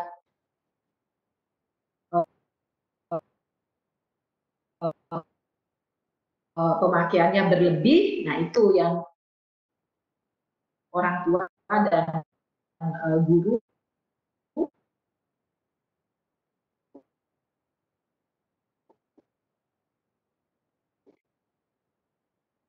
perlu melihat faktor pencetus ini supaya tidak jadi kecanduan. Yang namanya sudah kecanduan itu perlu penanganan profesional. Marah kalau misalnya atau diambil gadgetnya. Kemudian untuk pertanyaan yang ketiga, bagaimana dengan anak remaja sekarang ya yang cewek suka drama sampai yang nonton film Korea sampai berhari-hari, ada juga yang kecanduan nonton sinetron gitu ya. Karena kalau pada saat pandemi COVID seperti ini harus dengan mengajak anak, jadi di sini pola asuh orang tua sangat penting. Jadi pola asuh yang bagaimana? Pola asuh yang demokratis, artinya bukan melarang, karena kan anak juga perlu hiburan, bukan berarti tidak boleh ya Pak, karena terus ketika saya sampaikan di sini kecanduan, terus anaknya sampai di rumah jangan pakai gadget, jangan menonton TV, itu mungkin tidak benar juga. Itu adalah suatu hiburan tapi dibatasi. Orang kecanduan itu apabila kontrolnya dia tidak bisa dibatasi. Jadi itu. Jadi kalau dia misalnya nonton TV masih dalam taraf wajar itu tidak apa-apa, tetapi kalau dia sudah berlebihan itu artinya kita harus menanamkan kepada anak tersebut supaya bisa mengurangi, yaitu dengan pola asuh yang demokratis. Jadi diajak bicara anaknya ya Pak. Kemudian jangan otoriter, langsung menarik atau langsung memukul. Ya, atau tiba-tiba atau dibiarkan saja mau apa, yang penting dia tenang, yang penting antem, itu juga tidak baik. Jadi memang pola asuh, kemudian bagaimana juga dengan memberikan stimulasi-stimulasi yang aktif seperti yang anjuran WHO, yaitu mengajak anak-anak misalnya untuk melakukan sesuatu, berkebun, memasak, seperti itu, sehingga dia tidak hanya di depan TV saja. Tapi kalau memang sudah kecanduan, yang namanya kecanduan, ya memang harus diobati oleh seorang profesional. Kemudian bagaimana menangani yang keempat ya, yang terakhir pertanyaannya di sesi pertama. Bagaimana menangani propaganda media yang sangat berat ya, berterus-menerus gitu ya pertanyaannya tentang COVID-19. Nah, ini sebenarnya ada dua sisi ya, yang Pak Agung ya yang bertanya. Sebenarnya ada dua sisi. Di satu sisi berita tentang COVID ini diperlukan oleh masyarakat karena untuk mengetahui bagaimana kasus ini sudah sampai di mana, beratnya sampai di mana, sehingga kita bisa mencegah untuk penularannya gitu. Tetapi di satu sisi akan menimbulkan kecemasan, sehingga mungkin kita memang harus bekerja sama dengan stakeholder di sini ya, mungkin pemerintah, pendidikan, untuk menyaring mana yang berita yang memang harus didengar. Mungkin tidak harus lama mendengarnya, mungkin cukup berita ini, kemudian saran-saran pemerintah seperti ini sudah. Jadi tidak melanjutkan berita yang sampai kita berhari-hari mendengarkan tentang COVID. Kemudian itu untuk dari diri kita sendiri yang selektif melihat berita. Tapi kalau dari sisi pemerintah, ya harus kebijakan nasional untuk mana yang harus ditayangkan, yang penting, dan tidak terus-menerus untuk melakukan berita tentang COVID ini. Mungkin itu yang bisa saya sampaikan ya untuk pertanyaan nomor 1 sampai 4 gitu, Dr. Cok. Silakan Dr. Cok. Luar biasa ini pertanyaannya, antusias peserta sangat-sangat tinggi dan kita apresiasi luar biasa juga.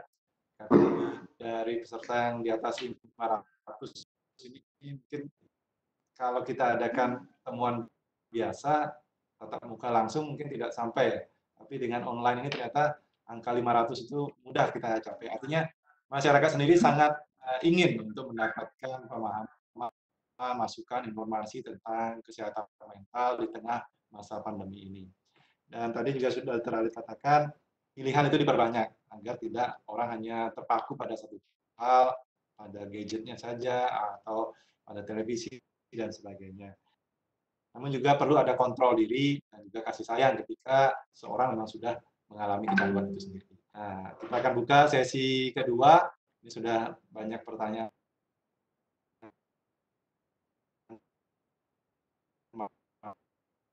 masuk kembali. Ada 6 pertanyaan sudah masuk di sesi kedua. Yang pertama dari Imade Darmana. Apakah sudah ada data bagaimana progresivitas infeksi SARS-CoV-2 atau COVID-19 pada pasien ketergantungan obat atau alkohol? Dan yang kedua, sepertinya tadi juga sudah sempat dijawab atau disinggung oleh Dr. Adit dari Justina Nababan. Kalau pada orang dewasa yang suka nonton drakor, kan nonton Dracula tapi drama Korea sebelum pandemik dan saat pandemik, apa termasuk behavior addiction dan bisa dihilangkankah hal ini? Dan dari Nanang Roswita Pramata, untuk anak yang ketagihan game apa yang harus dilakukan? Tadi juga sempat sudah disinggung, sudah berusaha dengan membatasi penggunaannya, tapi yang dikhawatirkan anak-anak malah jadi bosan karena tidak ada yang dilakukan di dalam rumah. Kalau hanya pegang gadget saja, kesannya tidak ada pilihan. Tapi kalau bisa ada pilihan lain, mungkin nanti Dr. Alit bisa sampaikan. Fritz Gonsalves, kapan bisa digunakan psikofarmakoterapi pada pasien dengan adiksi game, alkohol, dan obat-obatan? Dan terapi apa yang diberikan? Kapan psikoterapi dan CBT tetapi perlu diberikan terapi obat supaya hasil terapi yang didapatkan bisa maksimal? Ini dari Sak Liung. Izin bertanya, pada usia berapa anak bisa diperkenankan mengakses HP dan maksimal berapa lama? Tadi sudah sempat juga disinggung. Dan terakhir dari Henry Lewis untuk Dr. Dayu. Adakah saran-saran makanan yang dapat memperbaiki mood dan lain-lain? Silakan pada Dr. Alit mungkin terlebih dahulu sambil menyambung tadi yang sudah sempat disampaikan dan kemudian dilanjutkan dengan Dr. Dayu. Silakan Dr. Alit. Mungkin untuk pertama ada pertanyaan yang dari terima kasih Dr. Chok. Apakah pertanyaan yang sebelumnya yang kami baca ada apakah perlu psikofarmaka pada penanganan kecanduan ini? Jadi yang namanya kecanduan seperti tadi saya sudah jelaskan di efek biologis itu. Jadi bahwa ada gangguan di otak yaitu di jaras impulsivitas dan kompulsivitas, dan itu menimbulkan peningkatan daripada dopamin yang meningkat berlebihan. Memang diperlukan suatu psikofarmaka yang untuk mengerem daripada top down daripada jalur itu ya. Itu biasanya kita ada berikan obat yang akan meningkatkan serotonin ya. Itu diperlukan psikofarmaka. Kenapa? Karena kalau misalnya diberikan obat tapi obatnya juga dikontrol sampai pasien membaik, kemudian akan diturunkan dan kemudian dilanjutkan dengan psikoterapi. Jadi obat tidak akan diberikan terus-menerus ya. Jadi itu adalah untuk membuat pasien menjadi dia stabil dulu dan bisa dilakukan psikoterapi itu.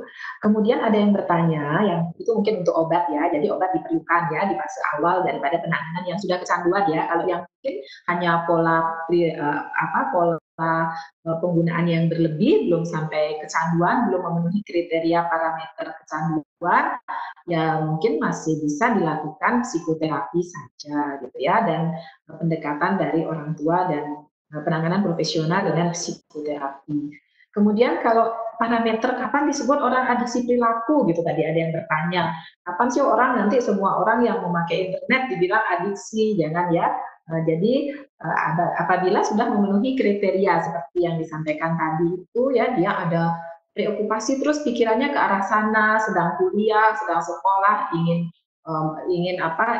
bolos misalnya untuk melakukan itu terus, jadi pikirannya ke sana. Kemudian ada peningkatan waktu jumlah, misalnya lebih dari 3 jam per hari atau dalam seminggu lebih dari 20 jam.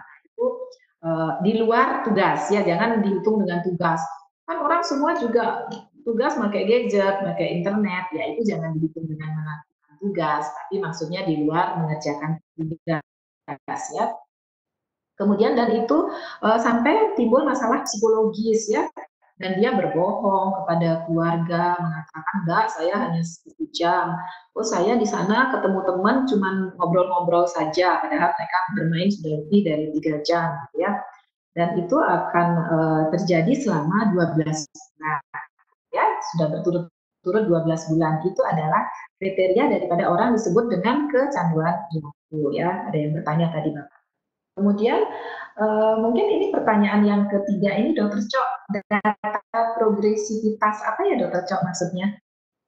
Bagaimana data progresivitas infeksi pada pasien ketergantungan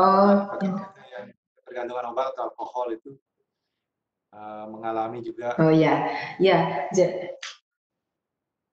Ya, memang ya Bapak yang bertanya terima kasih. Ini dari jurnal disampaikan bahwa dari jurnal di luar negeri dikatakan bahwa orang yang mengalami data infeksi pada orang-orang yang mengalami kecanduan dikatakan meningkat. Ada beberapa yang terkena,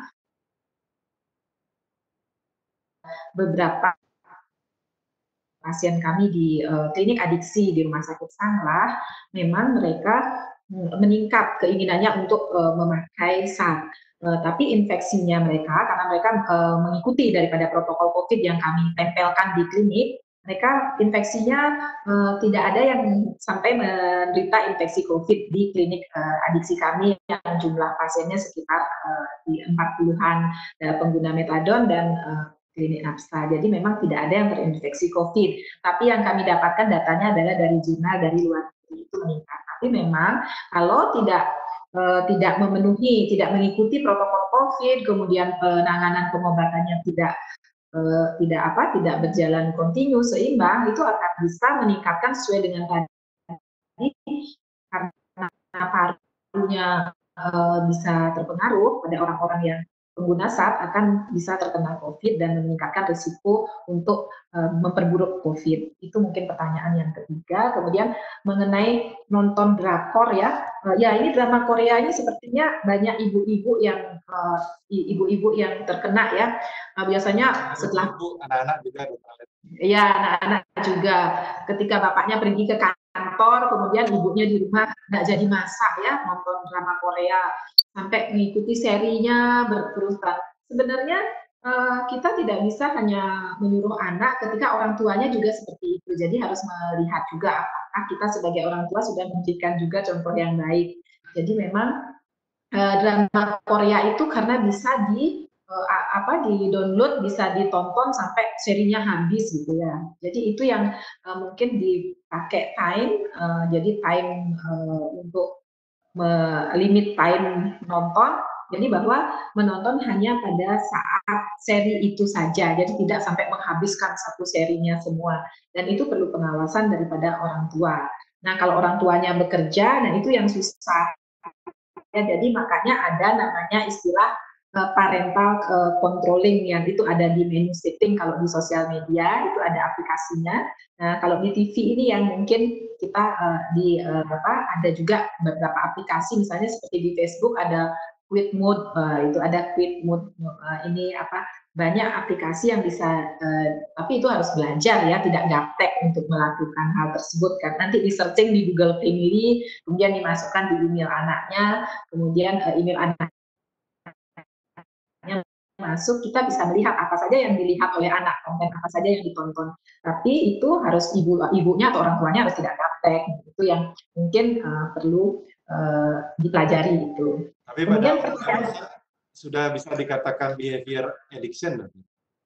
Nah, kembali ke parameter adiksi tadi, dia disebut adiksi kalau dia sampai hilang kontrol, mengabaikan tugas-tugas yang harusnya dia lakukan, sampai bertengkar dengan suaminya, kemudian suaminya tidak dimasakkan, kemudian dia jadi marah kalau ditegur gitu ya.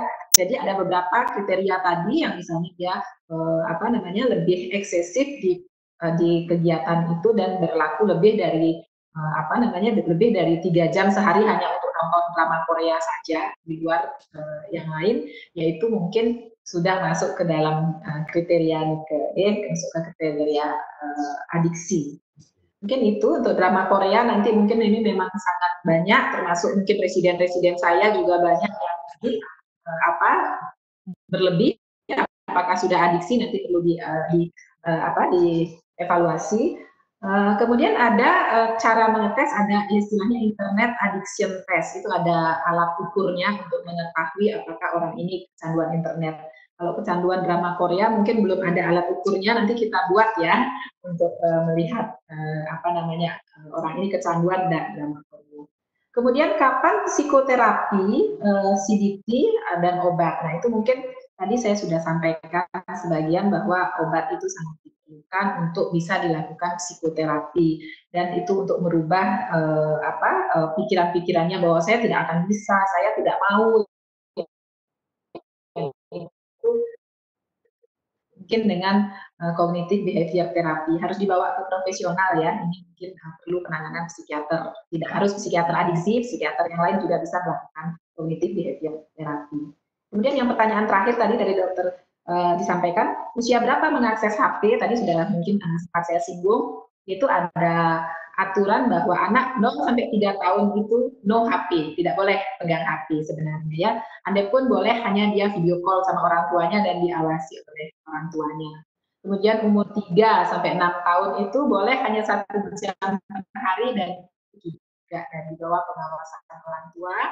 Dan umur 6 sampai 9 tahun itu 2 jam per hari. Dan umur 9 sampai 12 tahun karena mereka sudah mulai mengenal online, sekolah dengan online itu di bawah pengawasan guru dan orang tua. Sedangkan di umur 12 sampai 18 tahun itu diajarkan bagaimana nutrisi digital yang sehat, artinya memakai HP, memakai sosial media yang benar. Mungkin itu ya jawabannya nih, Dr. Cok. Dia silakan. Pada peran orang tua untuk lebih peran orang tua, memberikan penggunaan gawai atau gadget itu dan iya. Jadi memang sangat penting itu komunikasi efektif antara orang tua dengan anak, kemudian bagaimana memberikan edukasi untuk anak itu bisa paham apa sih dampak buruknya, apa efek positifnya. Mungkin Nika ya, Dokter. Jadi ternyata dengan adanya COVID-19 ini membuat banyak orang tua mulai terbuka dengan kondisi anak-anaknya yang tadinya pagi sudah berangkat sekolah, tidak pernah ketemu, malam baru pulang dari kantor baru melihat anak, istirahat mungkin. Tapi sekarang karena berada di rumah dari pagi sampai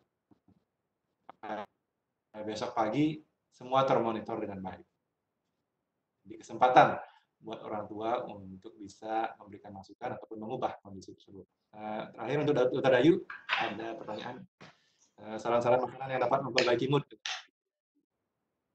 Oke, terima kasih. Ini tadi tanyakan bagaimana sih saran-saran untuk ini. Untuk faktor makanan itu adalah keseimbangan. Dan keseimbangan itu sesuai dengan faktor usia. Jadi kalau untuk anak-anak memang diperlukan banyak sekali nutrisi yang dibutuhkan pada proses tumbuh kembang.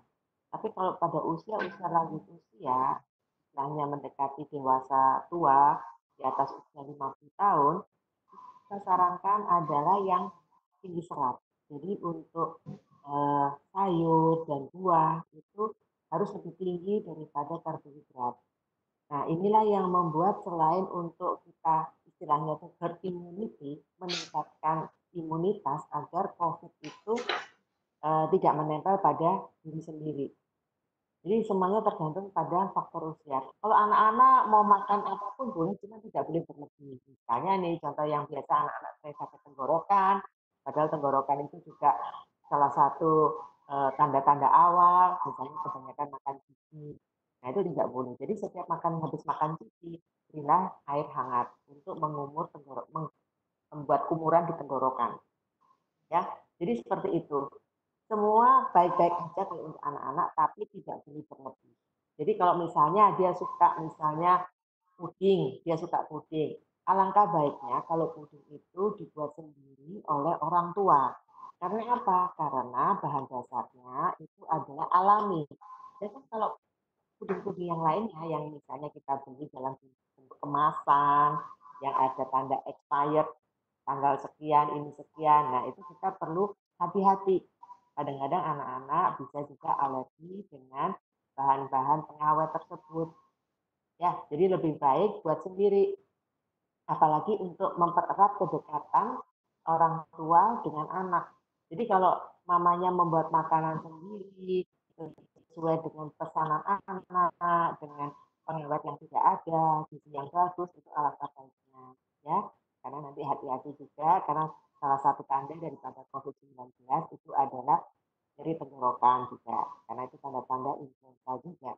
Ya, jadi itu. Terus tadi ada yang bertanya, cabin fever ini juga prosesnya dalam faktor ekonomi. Ya, dengan adanya suatu ini kita harus menyiasati bagaimana kita membuat hemat. Jadi bisa itu Anda membuat misalnya ini sayur hidroponik bisa. Ada yang membuat sesuatu hal misalnya seperti ini. Ada tempat yang kalau nggak salah itu ada warga di daerah, kalau di Bali itu ada warga di daerah Sesotan, itu membuat drum di mana dia berisi benih lele. Jadi dia lebih murah. Nah, benih-benih lele itu dipelihara, di mana di samping-sampingnya benih-benih lele itu ada suatu tempat seperti eh, apa eh, gelas aqua yang tidak dipakai, itu dipakai sayur untuk hidroponiknya. Nah, itu kalau di Bali ada seperti itu. Jadi untuk membeli benih-benih lele kalau yang kecil-kecil kan lebih murah. Nah, itu kita pelihara sendiri. Itu salah satu bentuk lebih hemat. Jadi kita harus mudah berkreasi. Apa sih yang membuat mudah kita upayakan yang ada di sekitar kita, di halaman kita, misalnya nih kupas cabai, habis itu biji-bijinya kita buang aja, kita tabur-tabur aja, kita ingat-ingat di tempat itu. Nah, jadi kita harus pintar-pintar menyikapi yang mudah kita berdayakan yang ada di sekitar kita. Mungkin itu. Jadi untuk salah satu solusi untuk membantu faktor ekonomi. Ya. Baik, terima Nah, kasih. ada lagi Dr. Cok yang Bu Sri Rahayu nih. Saya sudah mencoba mengajak anak untuk mengalihkan kebosanan dengan beraktivitas seperti berkebun, memasak, bahkan ikut kursus online. Nah, tapi Bu, ini kita lihat dulu anaknya. Kalau memang anaknya sekitar usia SD, kita tawarkan kembali ke dia. Sekarang mau main apa? Misalnya dia bilang, ayo mama kita main petak umpet, kita lakukan. Di mana anak tadi sudah mengikuti kursus kita untuk bagaimana memasak, ya. Begitu waktunya selesai, kita tanyakan enak mau apa. Nah, komunikasi terbuka inilah yang diinginkan oleh si anak. Misalnya si anak, mama yuk kita main, istilahnya dulu ya, kalau saya waktu anak saya masih kecil-kecil, itu kita sering main tikus-tikusan. Jadi begitu anak saya bilang, yuk kita main tikus-tikusan, ya itu pakai sarung, kemudian saya jadi tikusnya, dan saya kejar anak-anak, anak-anak lari-lari, sangat senang sekali, karena dikejar sama tikus. Jadi kita take and give dengan anak-anak. Jadi kalau dia sudah mengikuti kita dengan memasak, mau mengikuti ini, di sisi lain, di waktu yang lain kita tanyakan, mau main apa? Nah, kedekatan inilah yang di saat sebelum pandemi itu tidak mungkin terjadi. Jadi kita harus memberi kesempatan anak untuk mengungkapkan keinginannya dia. Ya, mungkin itu salah satunya. Jadi kita tidak harus menginginkan anak jadi ini tidak. Tapi kita memberikan kesempatan dia mainnya apa. Misalnya contoh, yuk kita main petak umpet, boleh nggak apa-apa. Kita main petak umpet. Atau minta misalnya nih contoh kalau misalnya anaknya SD, kadang-kadang kan suka ini mandi di halaman ya. Kita sambil siram-siram air tuh waktu dulu anak saya SD, suka sekali kalau saya siram-siram kebun gitu. Dia langsung, mama kita mandi ya di sini. Ya, mandiin sambil semprot-semprot tuh sambil nari-nari, sambil lari-lari.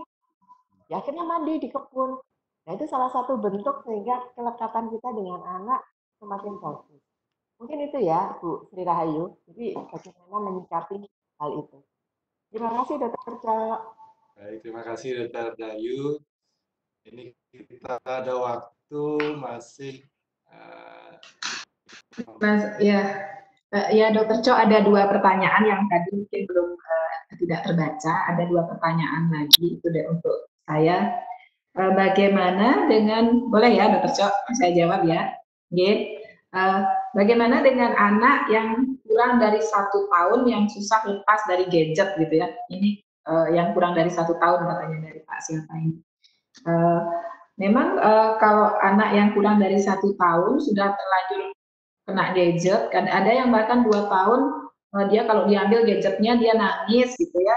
Ada yang umur 4 tahun tidak mau makan kalau tidak dinyalakan YouTube gitu ya, maksudnya harus karena terbiasa kalau setiap mau makan ayo makan tapi harus dinyalakan YouTube. Jadi itu menjadi terbiasa gitu ya.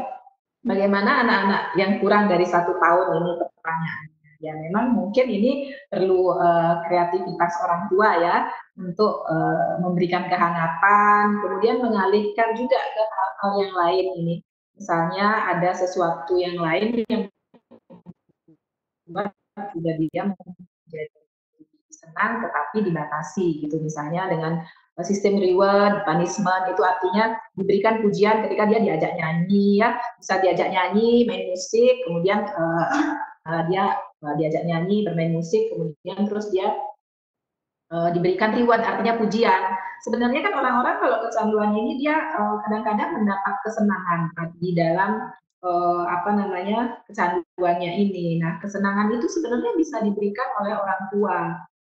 Kalau dia merasa nyaman dengan orang tua, dengan misalnya diajak hal-hal yang lain daripada gadget, misalnya diajak menyanyi, kemudian menari, tetapi kemudian diberikan pujian. Karena kalau di gadget itu banyak hal-hal yang membuat dia menyenangkan gitu. Itu yang mungkin digantikan oleh si orang tua. Itu mungkin untuk anak yang kurang dari 1 tahun bisa dialihkan ya, diajak jalan kemana, kemudian diberikan apa hal-hal yang membuat dia menjadi senang selain gadget gitu ya. Mungkin itu yang ya, ada lagi satu pertanyaan yang belum dijawab, yaitu bagaimana kalau kecanduan mengikuti webinar gitu ya. Pertanyaannya adalah ya kecanduan mengikuti webinar. Jadi ada sampai gambar itu ya, webinar intoksikasi gitu ya. Jadi karena overdosis tiap hari mengikuti webinar. Kita ketahui kalau karena mereka senang sekali karena ya. sudah ada balasan Anda terregister sukses. Nah, itu kan. Ya, kalau sudah ada tulisan itu jadi senang ya menurut saya. Jadi oh sukses saya bisa ikut webinar. Ya, sebenarnya webinar ini secara positif kan bagus efeknya, kita mendapat ilmu ya, kemudian kita terhubung secara sosialisasi, terkonek yang kita ada di rumah, tidak ketemu orang, kemudian kita bertemu dengan teman-teman lainnya walaupun melalui webinar, kemudian ilmu yang kita dapat juga menjadi banyak gitu. Tetapi tetap webinar itu dilihat prioritas. Jadi misalnya jangan sampai dari pagi sampai malam terus webinar sampai suami atau istrinya menjadi mengeluh, anak-anaknya kok ibu atau ayahnya terus di depan laptop saja ngomong sama orang lain gitu ya. Jadi itu tetap harus diprioritaskan. Jadi artinya mana yang memang penting sekali, kemudian mana yang mungkin diberi prioritas nomor 2, karena mungkin itu yang mungkin perlu dilakukan, karena kalau webinar dari pagi sampai malam juga akan menyebabkan, bahkan ada webinar arisan gitu ya, kadang-kadang arisan apa SMA, arisan apalagi ya banyak, mungkin dicari waktu-waktu yang tidak pada hari kerja gitu ya, supaya tidak menumpuk webinarnya, sehingga tidak terjadi kelelahan seperti yang tadi Dr. Dayu sampaikan, cabin fever nanti muncul gitu ya, karena webinar, jangan sampai karena webinar. Jadi perlu di sini mekanisme coping ya supaya tidak terjadi adiksi. Saya tambahkan adalah adaptasi untuk bagaimana mengatasi manajemen masalah, yaitu bisa dengan melakukan apa problem fokus problemnya, yaitu mendata, melist problemnya, bagaimana penanganannya, kemudian bagaimana mengatur waktu, time manajemennya diatur, atau misalnya berbicara dengan diri sendiri atau berbicara dengan orang lain ya, tapi bukan berbicara diri sendiri ngumik, bukan, artinya mengevaluasi diri, tapi jangan menghindar ya dengan masalah. Avoidant itu tidak baik, yang menghindar dengan masalah, jadi harus dihadapi. Itu mungkin untuk menghindari supaya tidak terjadi adiksi atau kecanduan. Mungkin itu ya Dr. Sok. Apakah ada? Baik. Kita sudah diingatkan oleh panitia karena waktu untuk bisa mengakhiri tepat waktu nanti jam 1. Sebenarnya masih ada banyak pertanyaan, tetapi mungkin kita berikan satu pertanyaan saja, Dr. Alit, yang untuk dibahas sebelum nanti Dr. Alit dan Dr. Dayu memberikan closing statement untuk kita bisa sama-sama ambil manfaat dari pertemuan hari ini terkait cabin fever dan terkait dengan adiksi. Ini satu pertanyaan dari Clara. Kalau seorang itu dikatakan kecanduan internet dengan dedikasi tinggi, misalnya orang tersebut adalah seorang profesi sebagai atlet e-sport atau sebagai admin media sosial dengan tuntutan profesi. Seperti sampai batasan seperti apa seorang tersebut butuh penanganan atau tapering off. Terkait profesi, bagaimana? Ya. Jadi sebenarnya mungkin banyak pertanyaannya begitu. Bagaimana dengan atlet atau gamers gitu ya, orang yang memang dia bekerja di game online gitu. Nah, itu mungkin kita bedakan dengan kecanduan. Kalau misalnya dia bekerja, itu dia ada batasan waktu, memang dia untuk bekerja. Jadi tujuannya untuk bekerja, bukan untuk kecanduan.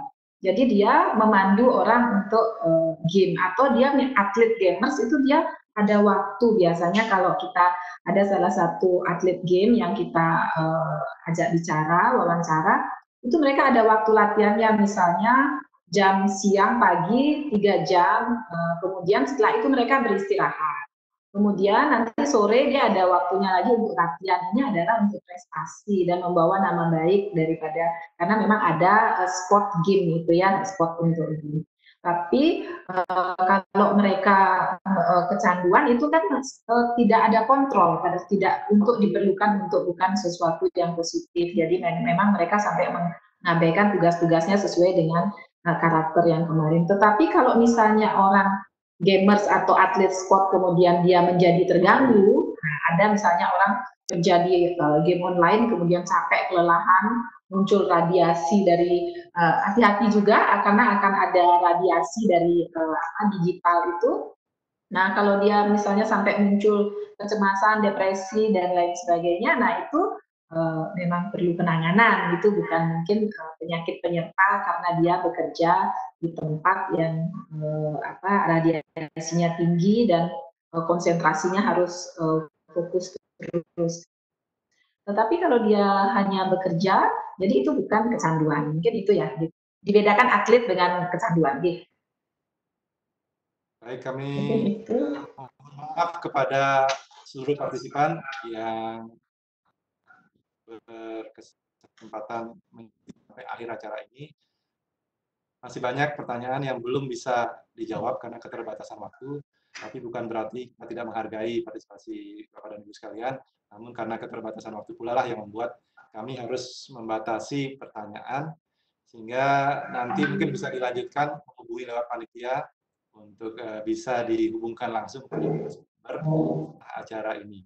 Nah, sebelum kami tutup, kami mohon kepada Dr. Dayu terlebih dahulu memberikan statement closing statement terkait cabin fever, dan kemudian Dr. Halid terkait adiksi di kondisi COVID. Oke. Terima kasih, Dr. Cok. Jadi kalau terkait cabin fever, kita ikuti aja protokol karena tujuannya untuk apa? Mengurangi penyebaran. Kita harus tahu strategi-strategi apa yang tadi sudah saya ucapkan. Ya, saya tampilkan tadi.